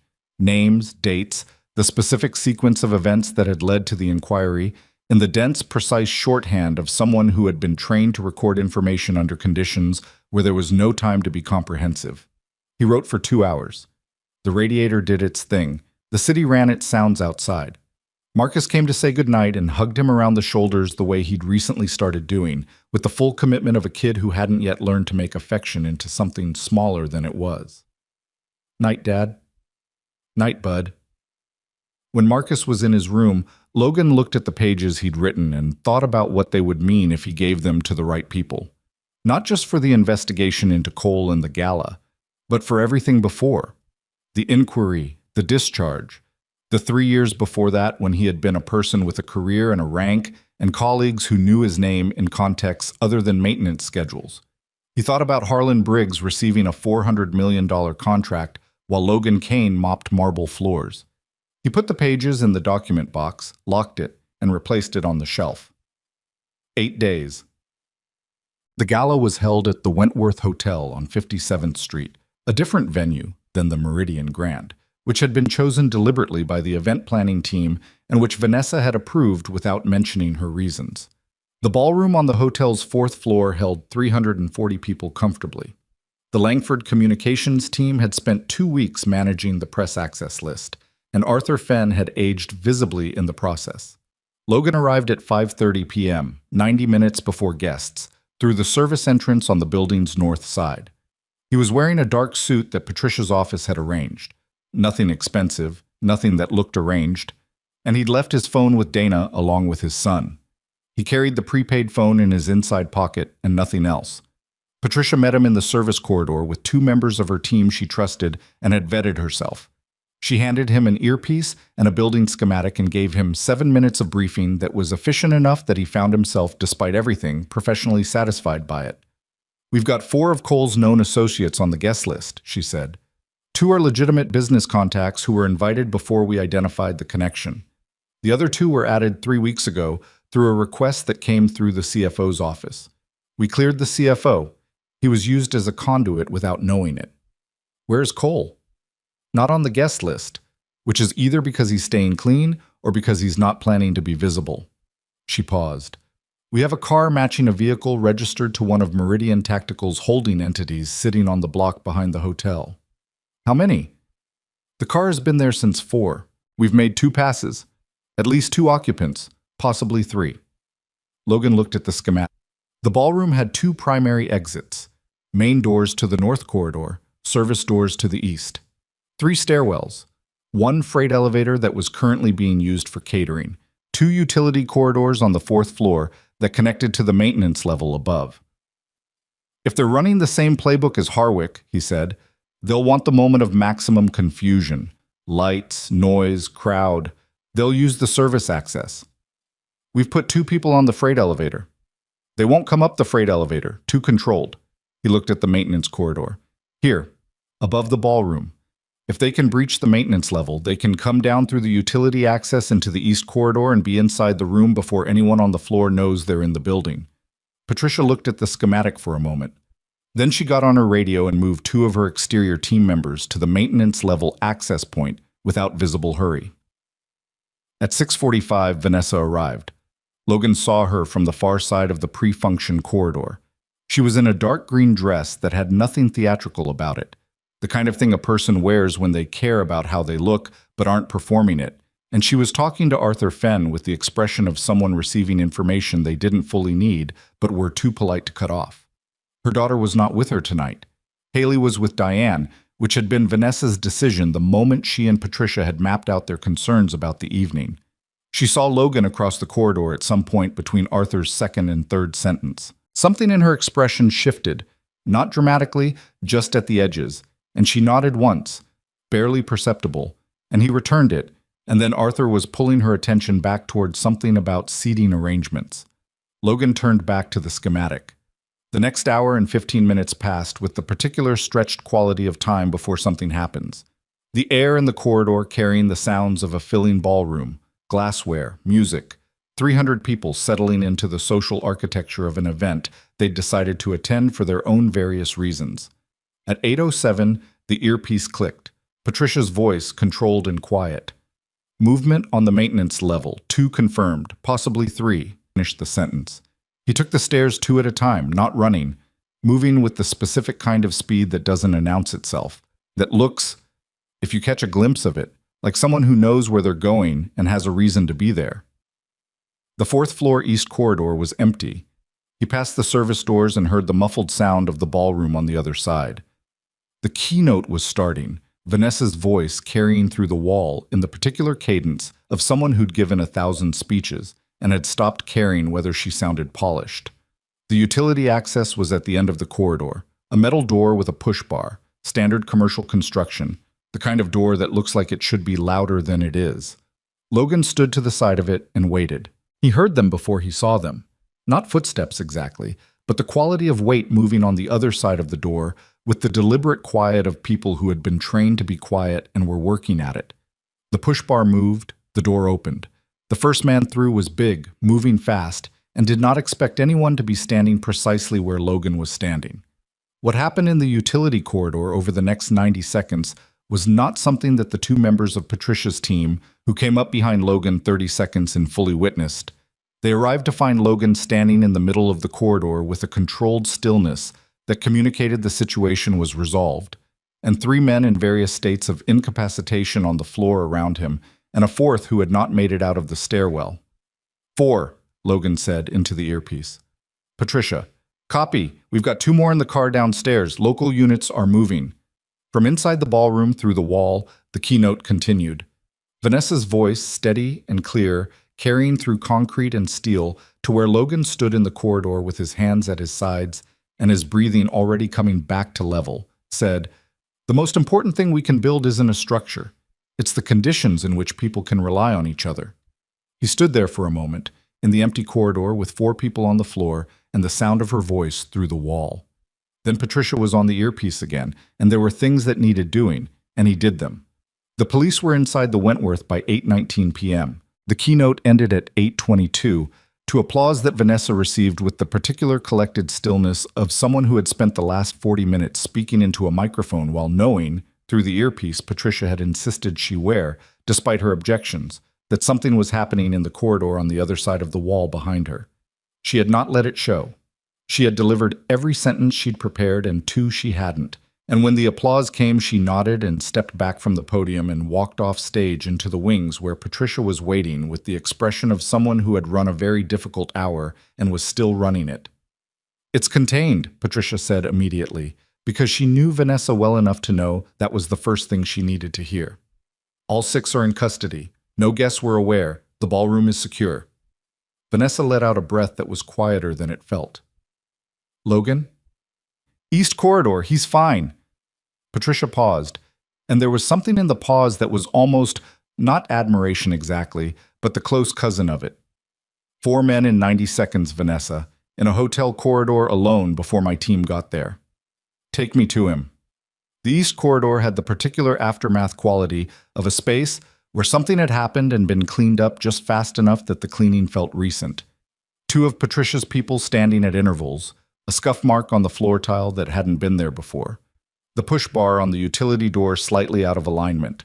Logan was standing near the far wall talking to a plainclothes detective whose body language communicated the specific professional tension of a person recalibrating their assumptions about the situation they'd walked into.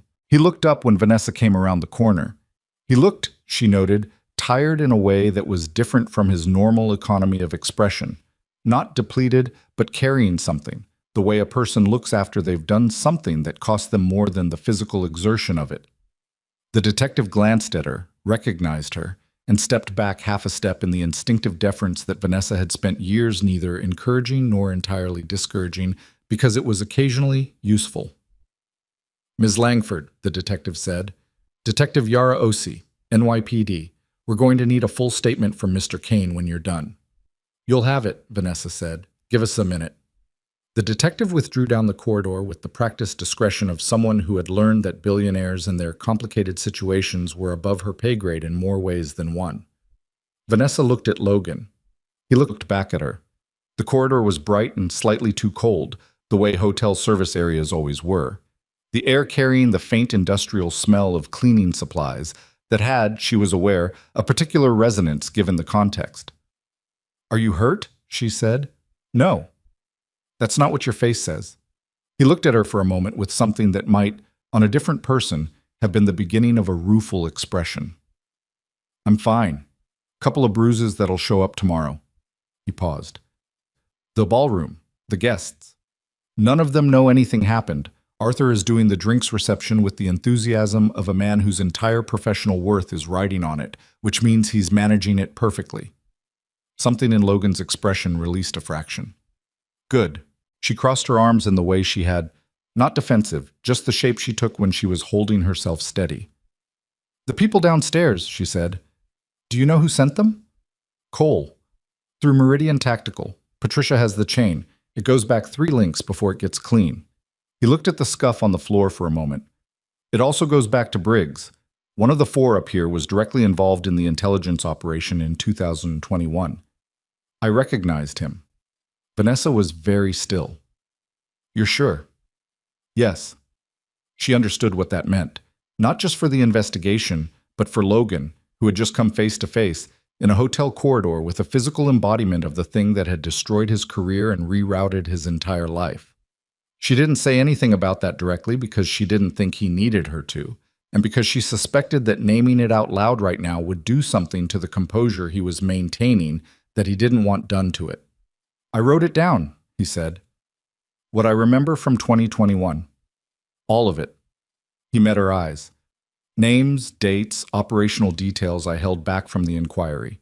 If the right people have it now, with what you and Patricia have built on the Cole side, it's a complete picture." She held his gaze. "That's a significant thing to offer. It's the thing I should have done 3 years ago." He said it without self-pity. Just the flat honesty of a person naming a fact they've finished arguing with. "I told myself I was protecting people. Some of that was true.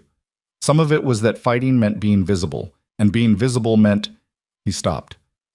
"It meant people could see what I'd lost. And I wasn't ready for that." The corridor was quiet except for the muffled sounds of the building doing its hotel things. Elevator cables, ventilation, the deep structural hum of a place built to hold people. "I know something about not being ready for that," Vanessa said. He looked at her. Not the way most people looked at her. Not calculating the angle of the comment or managing their response to it. Just looked at her, the way you look at someone who has said something true. "Your husband," he said. 7 years and I'm still moving furniture around in that house trying to fill up the space." She said it lightly, but not dismissively. The lightness of someone who has learned to carry a heavy thing in a way that doesn't stop every conversation. "Haley asked me the other night whether it was okay to miss someone and want something new at the same time." "What did you tell her?" "I told her yes. That those things can live in the same place." She paused. "I'm still convincing myself I believe it." He nodded, and the nod had the quality of someone who recognized the landscape she was describing from their own interior geography. Down the corridor, Detective Osei was making a call, her voice a low professional murmur that didn't carry. Patricia appeared at the far end and caught Vanessa's eye with an expression that meant, when you're ready, there's a lot to do. Vanessa acknowledged it with a small nod and turned back to Logan. "The document you wrote," she said. "Who do you want to give it to?" Patricia knows a contact at the Inspector General's office, someone who wasn't connected to Briggs's contracts. He paused. If she can set up the right meeting, with someone who can move the inquiry formally, I'll give them everything. I'll make sure it happens. He looked at her for a moment with the level steadiness that she had, she realized, been cataloging for weeks. Not because it was unusual to encounter a person who didn't perform around her, but because she had forgotten what it felt like to be around one long enough to take it for granted. I need to go talk to the detective, he said. I know. He moved to pass her, and she stepped aside, and for a moment they were close enough in the narrow corridor that she could see the exact point at which his tiredness lived. Not in his posture, which was as composed as it always was, but somewhere just behind his eyes, in the particular weight of a person who has spent the better part of a decade not letting anyone close enough to see it. She did not say anything. He walked down the corridor to where Detective Osei was waiting. Vanessa stood where she was for a moment longer, looking at the scuff mark on the floor. Then she went to find Arthur Fenn and the 280 guests who were currently drinking wine and knowing nothing, which was exactly as it should be. Garrison Cole was arrested at his home in Greenwich, Connecticut at 6:15 the following morning. He came to the door in a robe with the specific expression of a man who had been up most of the night waiting for news that hadn't come, which told the detectives who arrested him, before they said a word, that he already knew what it was about. He didn't resist. He stood in the doorway of a house that had cost $4 million and looked at the badge and the warrant and said, with the resigned flatness of someone watching a long-prepared disaster arrive, "I'd like to call my attorney." "Of course," said the detective. He made the call from the back of the vehicle because they allowed him that, and his attorney answered on the second ring with the alert professionalism of a man who billed $400 an hour and was always technically on duty, and Garrison said, "It's collapsed, all of it. Come to the precinct." The attorney arrived at 8 a.m. and was briefed by 8:30 and emerged from the consultation room 45 minutes later with an expression that was very carefully not showing what the consultation had contained. Garrison Cole, it would later become clear, had been significantly more involved in the organization behind both the Harwick operation and the Wentworth attempt than his layers of corporate insulation had been designed to suggest, and the 6 people currently in NYPD custody had, by the time the sun came up, been made to understand that the insulation was not going to protect him sufficiently to be worth their silence. Harlan Briggs was served with a federal subpoena the same morning at the offices of Briggs Consulting Group on K Street in Washington by 2 agents from the Inspector General's office who had been building a parallel case file for 11 months and had been waiting, with the specific patience of people who work in institutions that move slowly, for exactly the kind of additional corroborating documentation that Logan Kane's written account provided. Patricia Roach set up the meeting with the IG contact in a conference room at a law firm in Midtown, neutral ground again, and Logan sat across from a woman named Agent Calloway, small, sharp-eyed, with the manner of someone who had heard a great many stories and developed finely calibrated equipment for distinguishing the ones that were true, and talked for 3.5 hours. He did not hedge. He did not minimize. He told it in the same sequence he'd written it down, with the same dense specificity, and when Calloway asked follow-up questions, he answered them without the particular executive reflex of consulting how the answer would land before giving it. Toward the end, she looked up from her notes and said, "Why didn't you bring this forward 3 years ago?" He considered the question. "I told myself it was about protecting operational security." "And now?" "Now I think that was mostly true and partly a way of not having to fight when I was too tired to fight correctly." He paused. "I have a son. After 2021, I was running on about 30%. I didn't trust myself to fight this the right way, and I was afraid that fighting it wrong would make things worse for people I'd put in the field." He met her eyes. "I still don't know if I made the right call, but I can tell you what happened, and I can let you decide what to do with it." Calloway looked at him for a moment. Then she wrote something in her notes and said, "We'll be in touch within the week." Logan walked out of the law firm onto 45th Street at 1:30 in the afternoon, the November air clean and brutally cold, and stood on the sidewalk for a moment with his hands in his jacket pockets. Above him, the city went about its business. Windows and scaffolding and the particular visual noise of Midtown on a weekday that had always felt to him like the built equivalent of people talking all at once. He called Dana. "How's Marcus?" Currently defeating my 14-year-old at a video game, Dana said, and being very gracious about it, which is somehow worse. How are you? I think it's moving, he said. The thing I've been... He stopped. It's moving. A pause from her end that was warm and careful.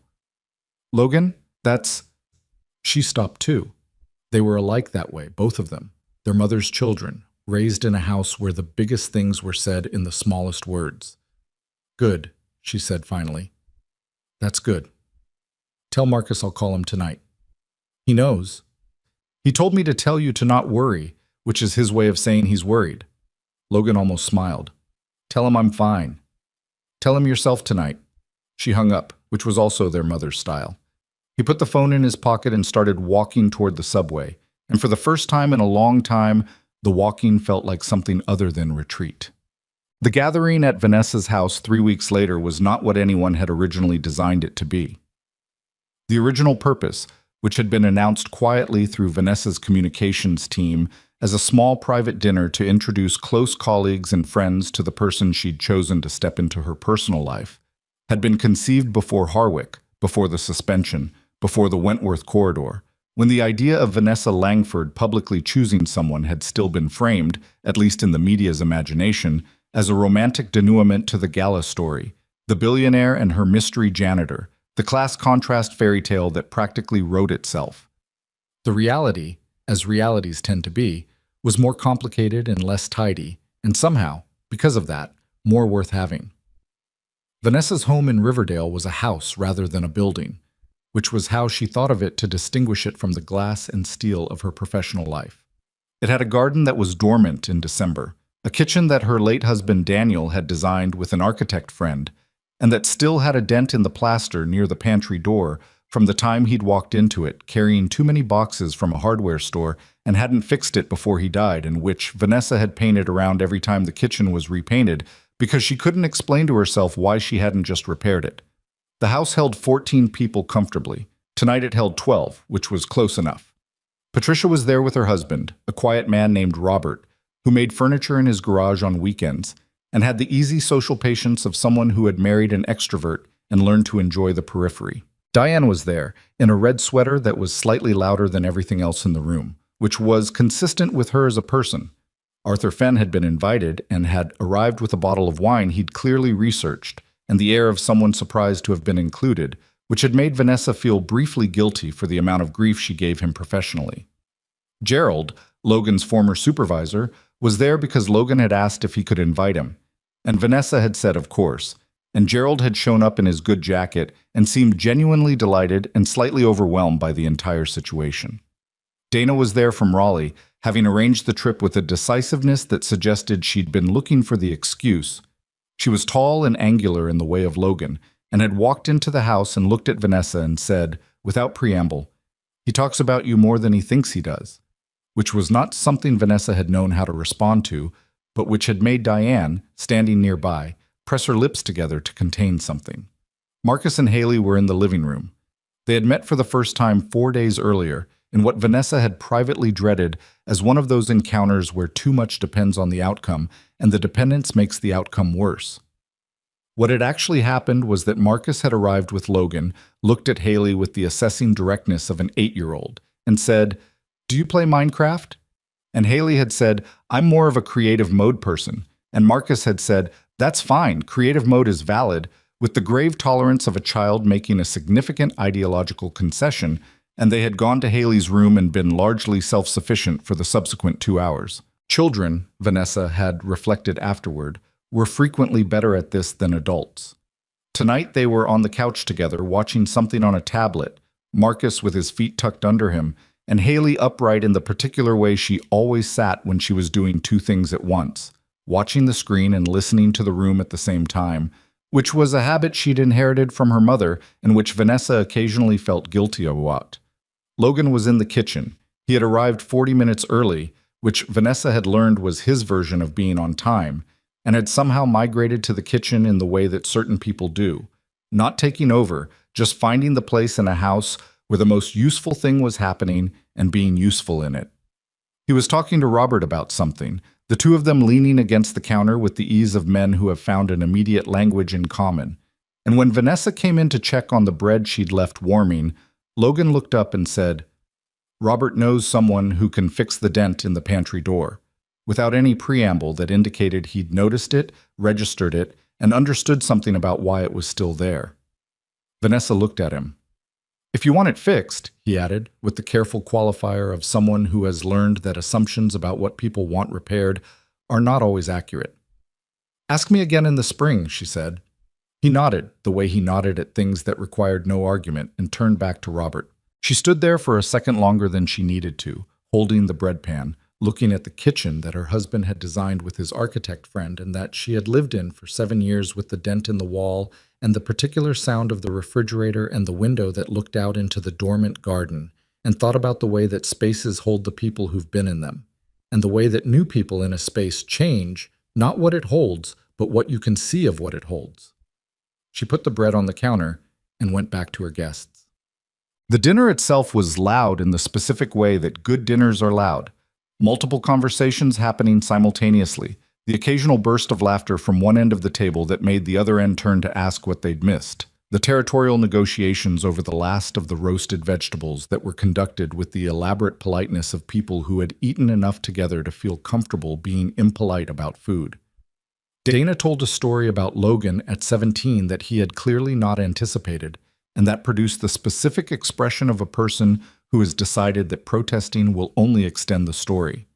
It involved a lawnmower, a neighbor's fence, and a level of denial that Dana described as, and this is a direct quote, historic. Marcus listened with the riveted attention of a child encountering parental mythology, and Haley said, "Your dad made mistakes?" with genuine surprise, which Logan received with a look that was trying very hard not to be the most human expression anyone in the room had seen on his face. "Frequently," he said. Haley seemed to find this deeply satisfying. Diane told a different kind of story, about Vanessa, 23 years old, standing in Diane's kitchen at 2 in the morning eating cereal because she couldn't afford the gas to drive home after working a double shift, and was too stubborn to say so until Diane had simply handed her the keys to the couch. Vanessa received this with the tolerant composure of someone who has made peace with being known, and Arthur Fenn looked at her across the table with the expression of a man gently revising a professional narrative he'd been working with for years. Gerald, who had been quiet for most of the dinner, in the way of a man processing a situation he was grateful to be included in but still assembling, said at one point, "I have to say, and I mean this, I always thought Logan was good people. I just thought he was very private good people." He paused. "Now I'm sitting in this house, and I feel like I didn't know the half of it." "You didn't," Dana said cheerfully. "Nobody did," Logan said, and it came out slightly drier than he'd probably intended, which made Dana laugh and Gerald nod with the philosophical acceptance of a man who has been a supervisor long enough to know that his direct reports contain multitudes he will never access. After dinner, the gathering arranged itself the way gatherings do. A smaller cluster in the living room, a couple of people standing in the kitchen with wine, the children absorbed in whatever collaborative project they'd constructed on the tablet. Vanessa found herself standing near the window with Patricia, who had a cup of coffee and the expression of someone who had been watching the room with professional attention and had arrived at conclusions that she was considering how much to share. "You should know," Patricia said, keeping her voice in the range of the two of them. "The IG contacted me this morning. The inquiry into Briggs has been formally reopened. Kane's testimony, plus the Meridian documentation, plus the thread we built from the Wentworth incident. It's enough to move on." She paused. "The DoD has also initiated a review of Kane's discharge classification. I was told, informally, not for attribution, that the review is a formality." Vanessa looked out the window at the garden. The dormant beds, the bare tree at the far corner, the light from the house spilling out into the cold in a yellow rectangle. "He doesn't know yet. I thought you might want to tell him." She stayed with that for a moment. "Tonight?" Patricia looked across the room to where Logan was talking to Dana and Marcus simultaneously, his hand on the back of Marcus's chair in the absent-minded way of a parent who tracks where their kid is without meaning to make a show of it. "That's your call," she said. "But I'll say this. In my experience, People who have been carrying a thing for a long time sometimes need to hear that they can put it down while they're somewhere they feel safe enough to let themselves react. Vanessa looked at her. When did you become a therapist? I've been doing security for 22 years, Patricia said. You pick things up. She left Vanessa at the window and went to find her husband. Vanessa waited until the room had shifted, until Dana had taken Marcus to call the kids back in Raleigh, until Haley was showing Diane something on her tablet, until the conversation density dropped enough that she could cross to where Logan was standing with Gerald at the edge of the kitchen, the two of them holding coffee cups in the companionable silence of men who had run out of things they needed to say and had arrived at the comfortable territory on the other side.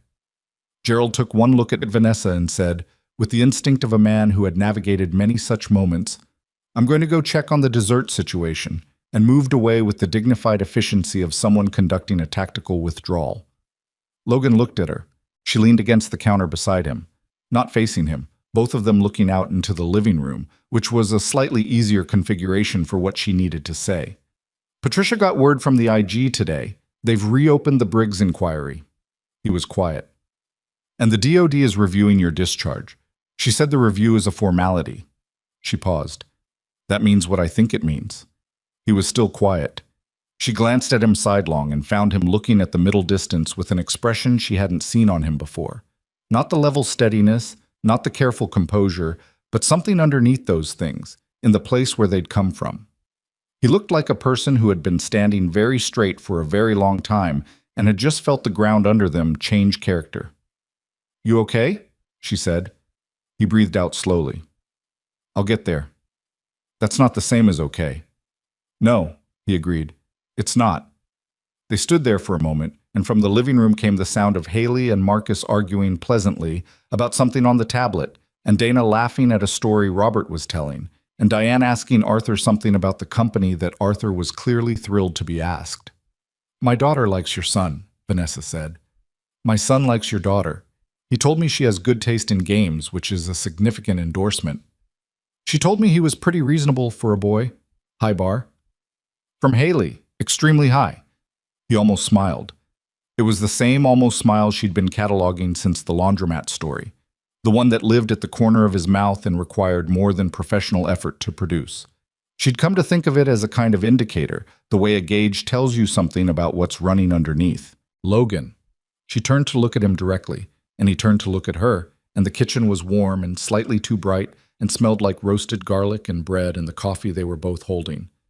The last few weeks have been... She stopped, tried again. I'm not good at this part. I run a company with 900 employees and I can give a 40-minute keynote without notes, but I am historically terrible at saying the obvious thing when it needs to be said. He waited. He was very good at waiting. I'm glad you were in my building, she said. I'm glad you were there on the 5th floor at Harwick. I'm glad you were in that corridor at the Wentworth.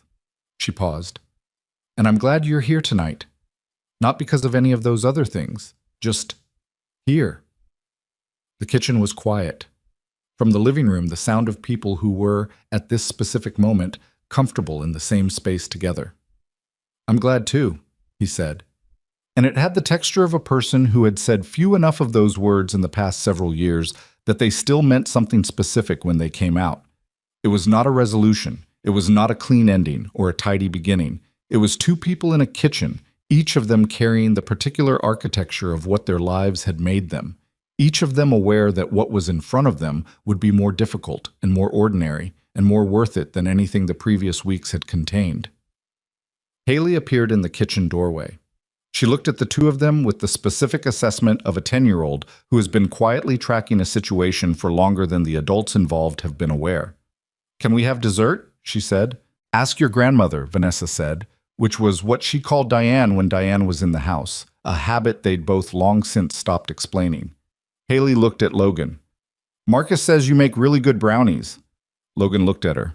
Sometimes. Could you make them next time?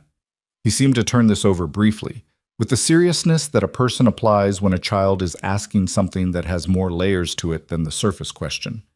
Yeah, he said, I could do that. Haley nodded, satisfied, and disappeared back into the living room in the decisive way of someone who has gathered all the information she needed and is done with the meeting. Vanessa looked at Logan. Logan looked at the doorway where Haley had been. She doesn't ask everyone to make brownies, Vanessa said. I figured, he said. Outside, the garden was dark and cold and December dormant, the bare tree doing what bare trees do in winter, holding its shape, waiting, doing the unseen work of being something that would, when the season changed, be ready. The formal clearing of Logan Kane's military record was processed 43 days later, on a Tuesday morning, in a document that arrived as a certified letter to his apartment in Woodside, and that he opened at the kitchen table before Marcus was awake. It was 12 pages of official language surrounding a single, irreducible fact. The inquiry of 2021 had been reviewed and found to have been initiated on the basis of fabricated intelligence, and the administrative separation of Major Logan Kane had been effected in error. His record would be corrected. His rank, his commendations, and his service classification were restored. He read it twice. Then he folded it carefully along its original creases and put it back in the envelope and sat at the table in the early morning quiet of the apartment.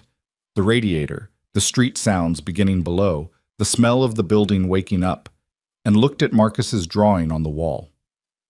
Dad and me. He sat with it for a long time. When Marcus came out in his pajamas, hair going in several directions, looking for cereal with the focused single-mindedness of a person who has not yet fully entered consciousness, Logan said, "Come here a second, bud." Marcus turned from the cabinet, looked at his father, came to the table without asking why, the way he'd learned to read the difference between the kinds of things his father needed to say. Logan put his hand on the back of the boy's head, the way he had that night at the dinner table, the absent-minded gesture that wasn't actually absent-minded at all. "Everything okay?"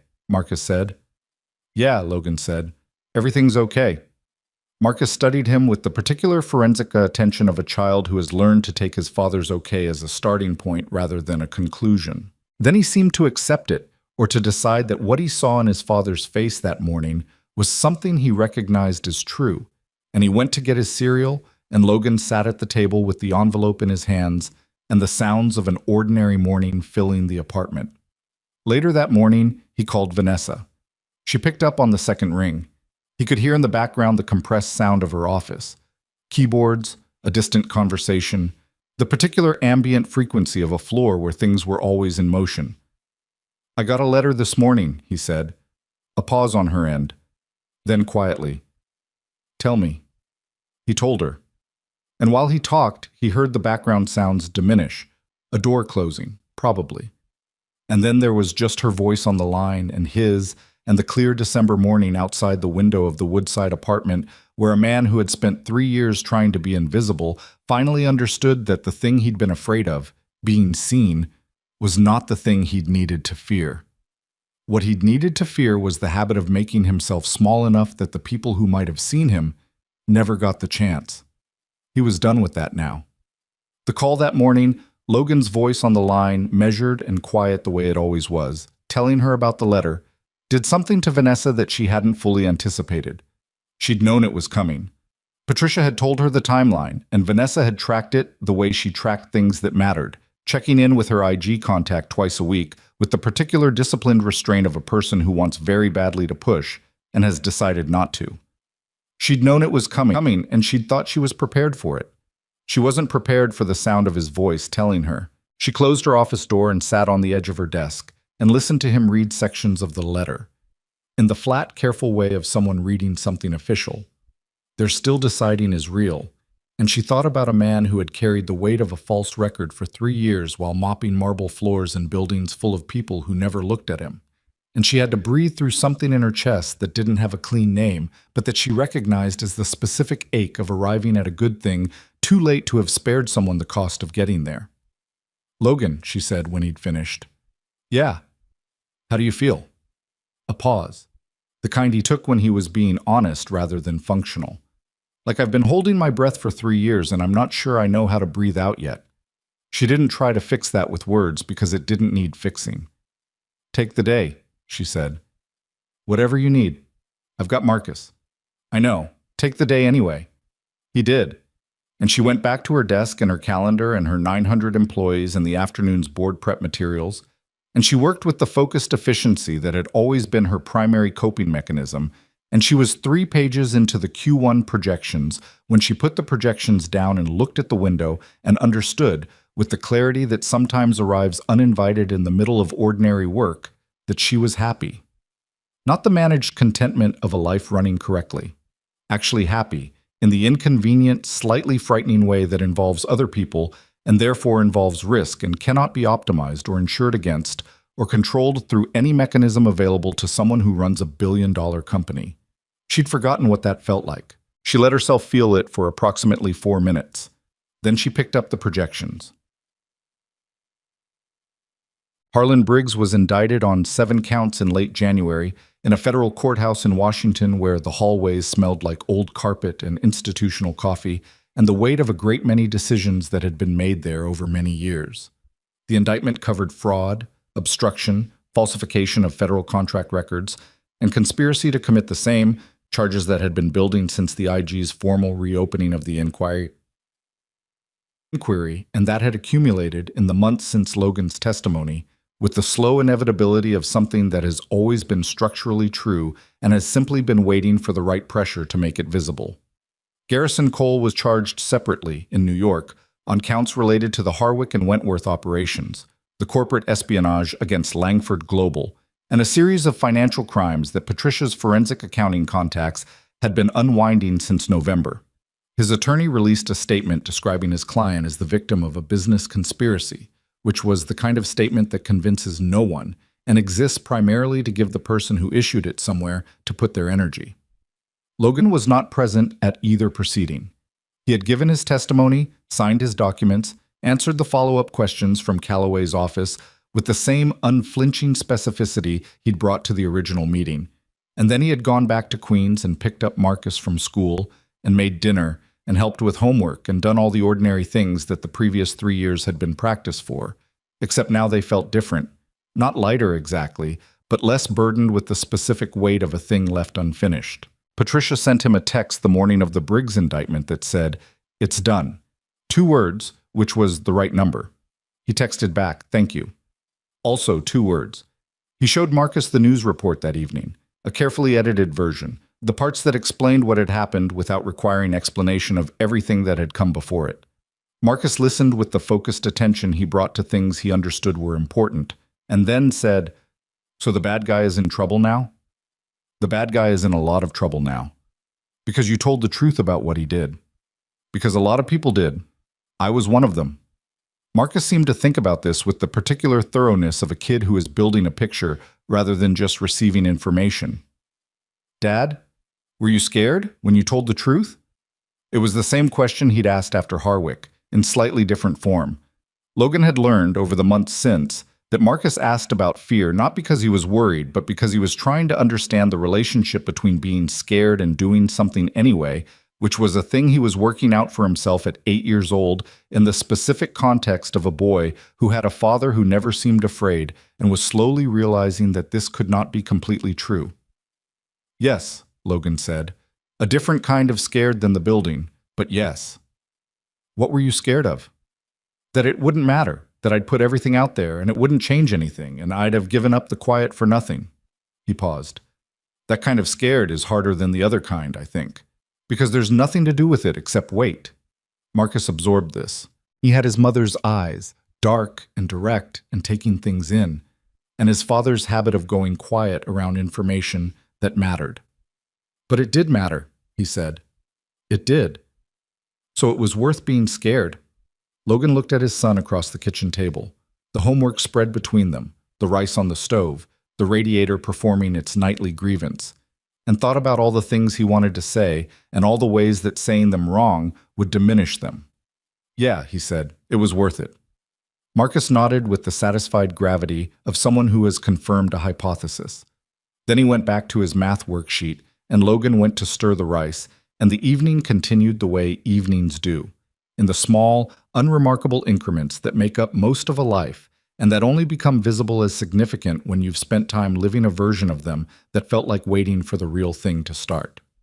The public reaction to the full story, which emerged in pieces across January and February as the legal proceedings generated disclosure and the disclosure generated coverage, was not simple, because nothing that involves real people and real institutions ever is. The early wave was what Arthur Fenn had predicted and dreaded, a media appetite for the romantic geometry of it.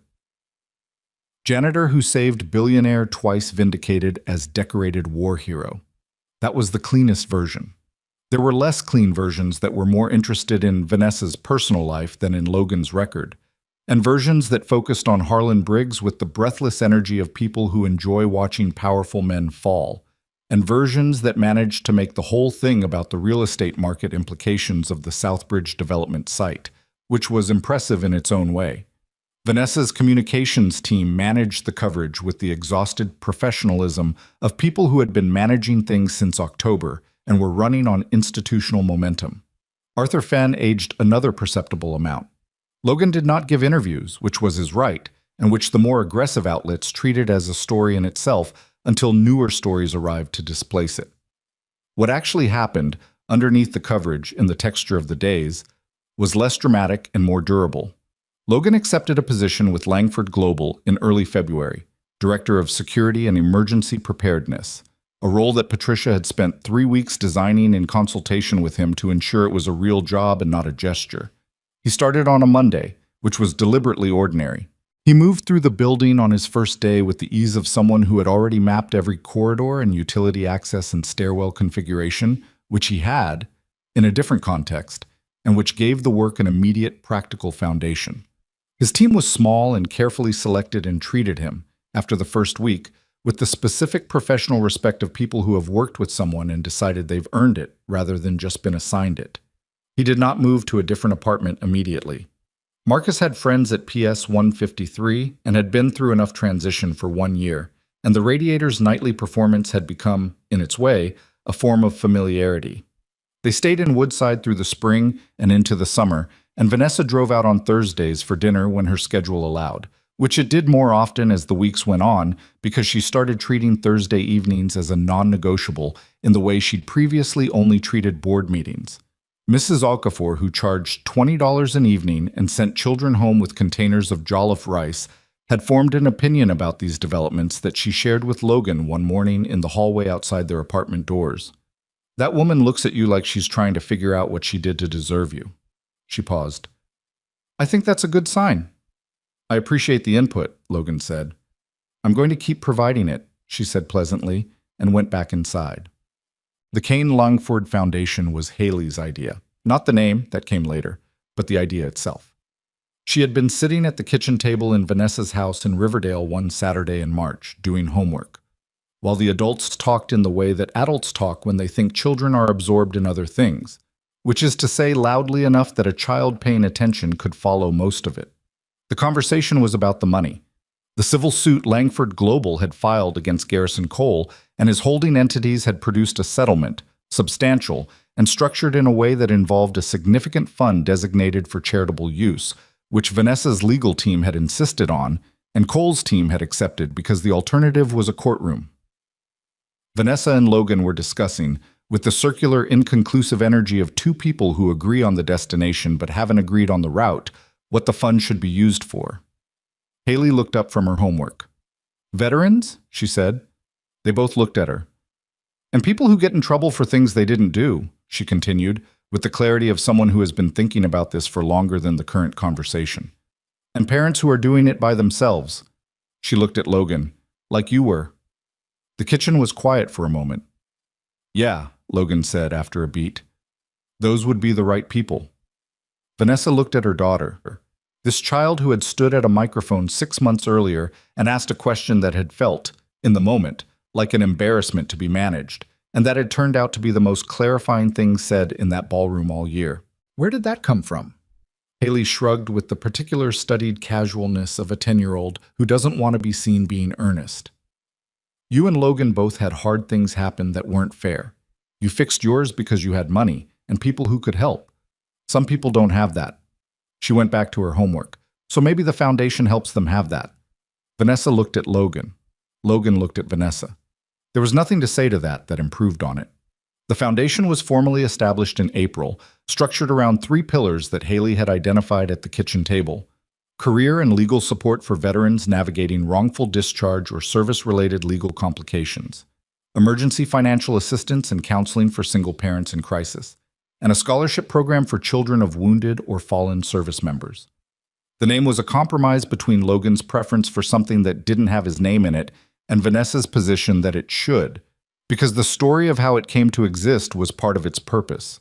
They launched with a press event that Logan found excruciating, and Vanessa managed with the fluency of someone who has been managing public attention for 15 years, and that Haley attended in a blue dress.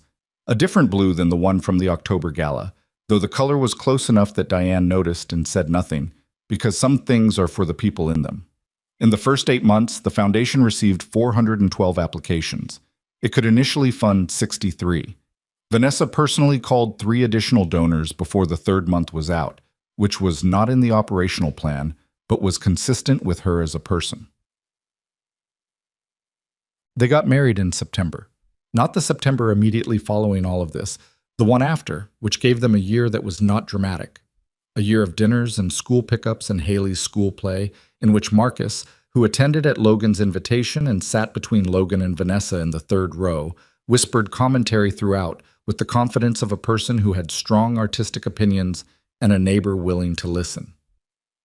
A year of Logan learning the geography of Vanessa's grief, not mapping it, not trying to fix the coordinates of it, but understanding where it lived and how to be present in the same room with it without making it a project. A year of Vanessa learning that Logan's version of emotional expression was not absence but compression, that when he went quiet, something was happening in the quiet that was worth waiting for, and that the waiting was not the same as being left. There were hard months in that year. There was a night in February when Vanessa came home from a board meeting that had gone wrong in a specific way that made her feel like everything she'd built was more precarious than she'd admitted, and she sat on the kitchen floor, not dramatically, just because the kitchen floor was where she ended up. And Logan sat down on the floor next to her and didn't say anything for a while, and then said, "What do you need right now?" And she said, "I don't know." And he said, "Okay," and stayed on the floor. That was the moment she understood that she was going to marry him. Not because he had saved her life twice, not because he was exceptional in the ways that the newspapers had described when they'd run out of ways to describe the more obvious things, but because he had sat on a kitchen floor at 10:30 p.m. and asked what she needed and accepted. "I don't know" as a complete answer and stayed anyway. There was a night in May when Logan woke up at 2 a.m. from a dream he didn't describe and sat at the kitchen table in the Woodside apartment with a glass of water and his hands flat on the table. And Marcus appeared in the doorway in his pajamas, the 2 small ones that Logan kept forgetting to replace, and looked at his father for a moment, and then went to get his own glass of water and sat across the table. And they sat there together in the dark kitchen without talking, and eventually Marcus said, "You know you can tell me stuff, right? I'm almost 9. And Logan looked at his son and said, "I know." "You don't have to tell me everything," Marcus said. "Just so you know, I know you have stuff." Logan sat with that. "Yeah," he said, "I have stuff." "Okay," Marcus said.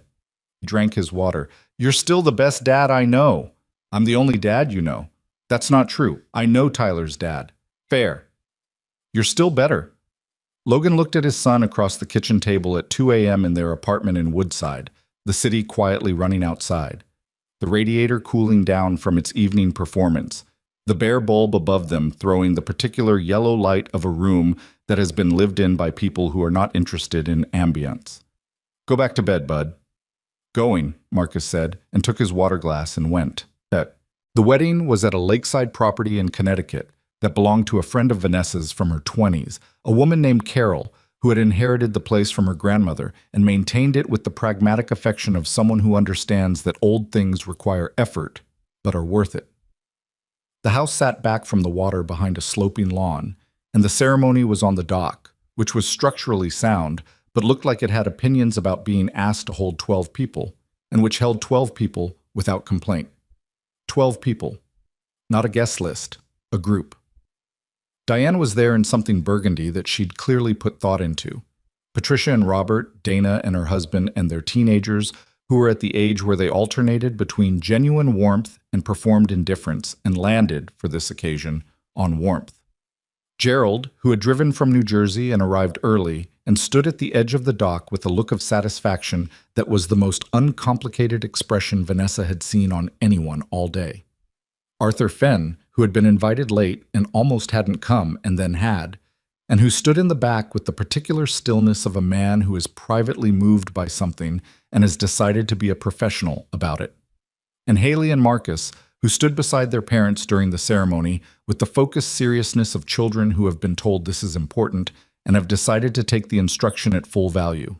Haley held Vanessa's hand. Marcus stood next to Logan with his hands in his pockets and his good shoes on, the ones he'd complained about in the car because they pinched, and that he was wearing without complaint because some things were worth the pinch. The person conducting the ceremony was a friend of Carol's, a retired family court judge named Harriet, who had the practical warmth of someone who had seen many versions of people trying to build things together and had developed genuine, unsentimental appreciation for the attempt. She didn't give a speech.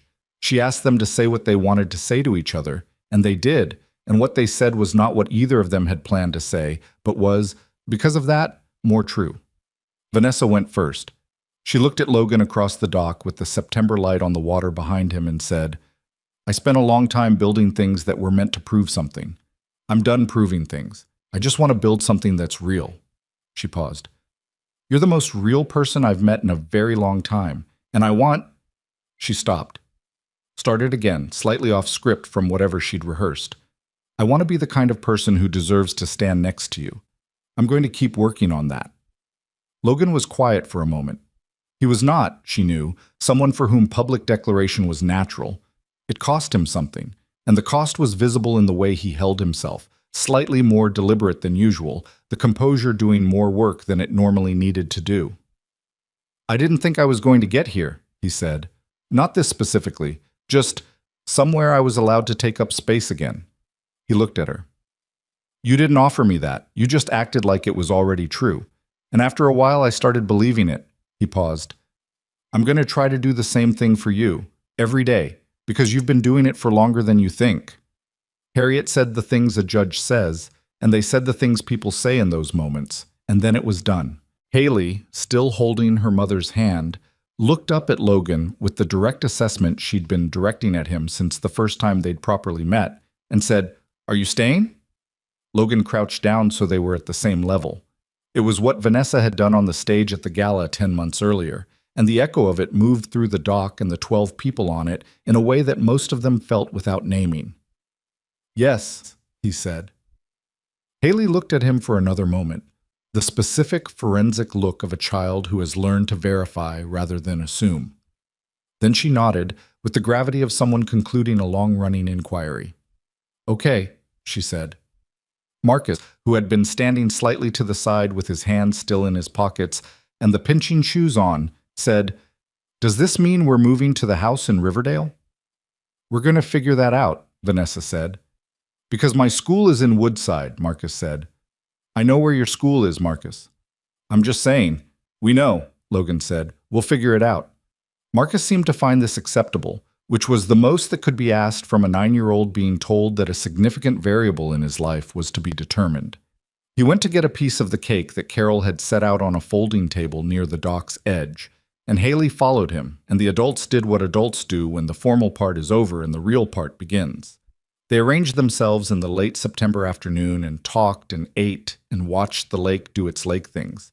And the light came off the water in the specific way it does in Connecticut, in fall, golden and slightly melancholy and very beautiful, and nobody tried to make it into more than what it was.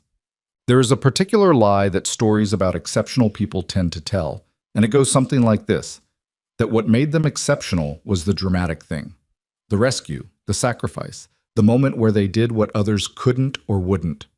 The story gets built around that moment, and the moment becomes the person, and the person becomes a symbol, and somewhere in that process, the actual human being, complicated, inconsistent, doing their best with what they have on days that contain no drama whatsoever, gets flattened into something that serves the story more than the truth. Logan Kane was not a symbol. He was a man who had been good at something dangerous and had lost the career it gave him through no fault of his character, and who had then spent 3 years being quietly good at something undramatic while raising his son and paying his rent and eating leftover rice cold at a kitchen counter because he was tired and couldn't be bothered to heat it. He was a man who had walked into two dangerous situations in the same month because there were people in them who needed help, and he was standing there and knew how, and who had gone back to work afterward because the work still needed doing. He was a man who sat on kitchen floors and waited out 2 a.m. bad dreams at tables with an 8-year-old who wore pinching shoes to a wedding without complaint. These things are not less than the dramatic thing. They are, in every way that accumulates into a life, more. Vanessa was not a symbol either. She was a woman who had built something remarkable out of genuine determination and had also used that same determination, for years, to avoid feeling the full weight of what she'd lost. She had drawn lines everywhere she could see and called it discipline and been half right about that. She was a woman who sat on kitchen floors at 10:30 p.m. and didn't always know what she needed and had finally found someone willing to stay while she figured it out. She was a mother who had stood in a ballroom and let her daughter's question unmake a carefully constructed public image, and who had been better for it, and who still sometimes needed 4 minutes alone with a window view before she could remember that happiness was allowed. Haley, who had asked the question that started all of it, was 11 now, and had not lost the directness that had put her at a microphone in October. If anything, a year of watching her mother move towards something real had given her a more specific language for what she'd been asking for, which was not a father figure or a family structure or any of the things the coverage had reduced her question to. What she'd been asking for was simpler and harder than any of that. She'd been asking whether the people she loved were going to be okay, whether okay was possible, whether the things that had been lost could make room for something that wasn't a replacement but was its own true thing. The answer had turned out to be yes, but not in the way anyone had planned, and through a route that nobody would have predicted, and at a cost that was real and couldn't be retroactively eliminated by the good outcome. That's how most true answers arrive. Marcus grew 3 inches between October and the following September, and took a sudden intense interest in cooking that Logan traced back to a Saturday afternoon at the Riverdale house, when Vanessa's friend Diane had let him help make soup from scratch, and hadn't treated him like a child who needed supervision so much as a person who needed instruction. He made soup for Logan the following Sunday, chicken and rice, slightly oversalted, genuinely good, and Logan ate the whole bowl and asked for the recipe, which Marcus provided from memory with the pride of someone who has learned that making something good for someone else is one of the more reliable routes to feeling like yourself. The foundation, by its second year, had assisted 219 people across its 3 pillars. Logan hired a director of programs, a woman named Sylvia, who had come from veterans advocacy work, and who ran the operation with the specific combination of efficiency and real human investment that is rare and therefore worth paying for. Vanessa chaired the board. They were in the foundation office together approximately twice a month, and the staff, who were not unobservant, had formed opinions about the dynamic between the chair and the director of security and emergency preparedness.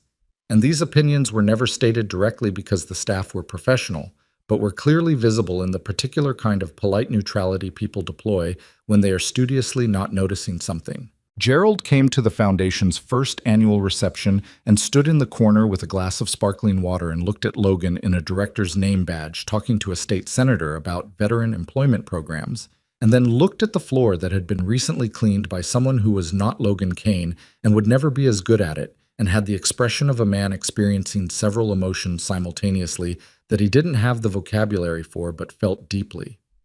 He found Vanessa near the end of the evening. "I just want to say," he started and stopped, because the sentence had more in it than he'd prepared for. Vanessa waited. "He's good people," Gerald said finally. "I always knew he was good people. He stopped again. "I'm glad somebody else knows it now." "Lots of people know it now," Vanessa said. "Yeah, but..." He looked across the room to where Logan was still talking to the senator, Marcus beside him in a good jacket, listening with the focused attention of a child who is going to remember this conversation. "There's a difference between the public knowing it and the right people knowing it. You know what I mean?" She did know what he meant. She looked at Logan across the room, at the way he stood, the way he listened, the way his hand moved to Marcus's shoulder without interruption to the conversation, the casual habit of it, the ease. And she thought about an October evening in a ballroom when this man had been anonymous in a basement and she had been performing herself on a stage, and neither of them had been fully who they were, or maybe they had been, and what had changed was only that they'd found each other in the space between the performance and the real thing. She thought about all the ways it could have not happened. The versions of November in which Logan had walked out of the building and simply disappeared, gone somewhere quieter, made himself smaller, let the suspension stand, and moved on.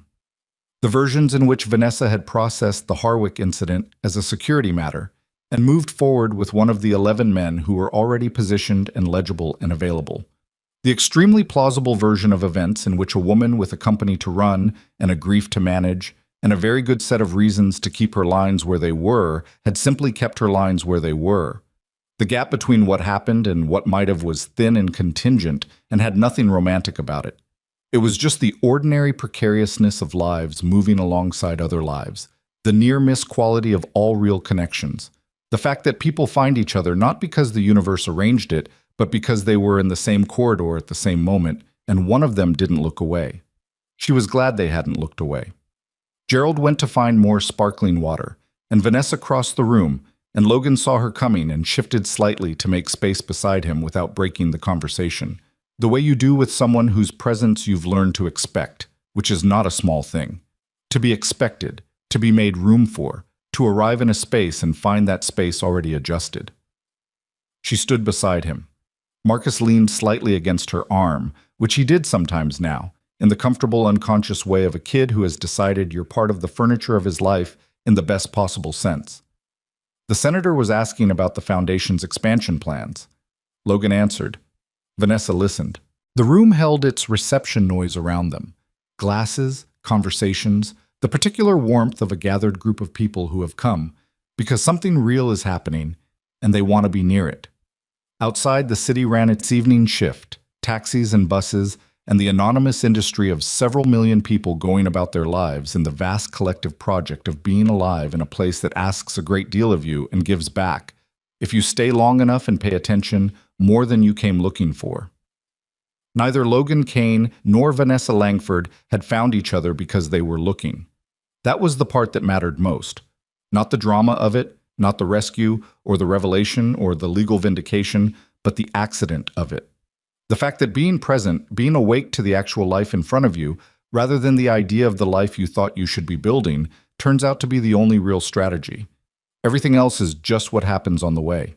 Marcus, 11 months into wearing the pinching shoes to occasions that called for them, leaned over and said quietly to Vanessa, "Can we get food after this? I'm starving." "Yes," she said. "We can get food after this." "Can Logan pick? He always picks the good places." Logan, who had heard this, looked at his son with the expression that lived at the corner of his mouth. "I'll pick," he said. "Good," Marcus said, satisfied, and went back to listening to the senator. And that was that. The story continued the way stories do when they've resolved into lives, not with conclusions, but with the next ordinary thing, and the one after that, and the accumulation of those things into something that doesn't have a name more dramatic than, this is who we are now, and it's enough, and some days it's more than enough, and on the days when it isn't, we stay anyway. That, in the end, was the whole of it.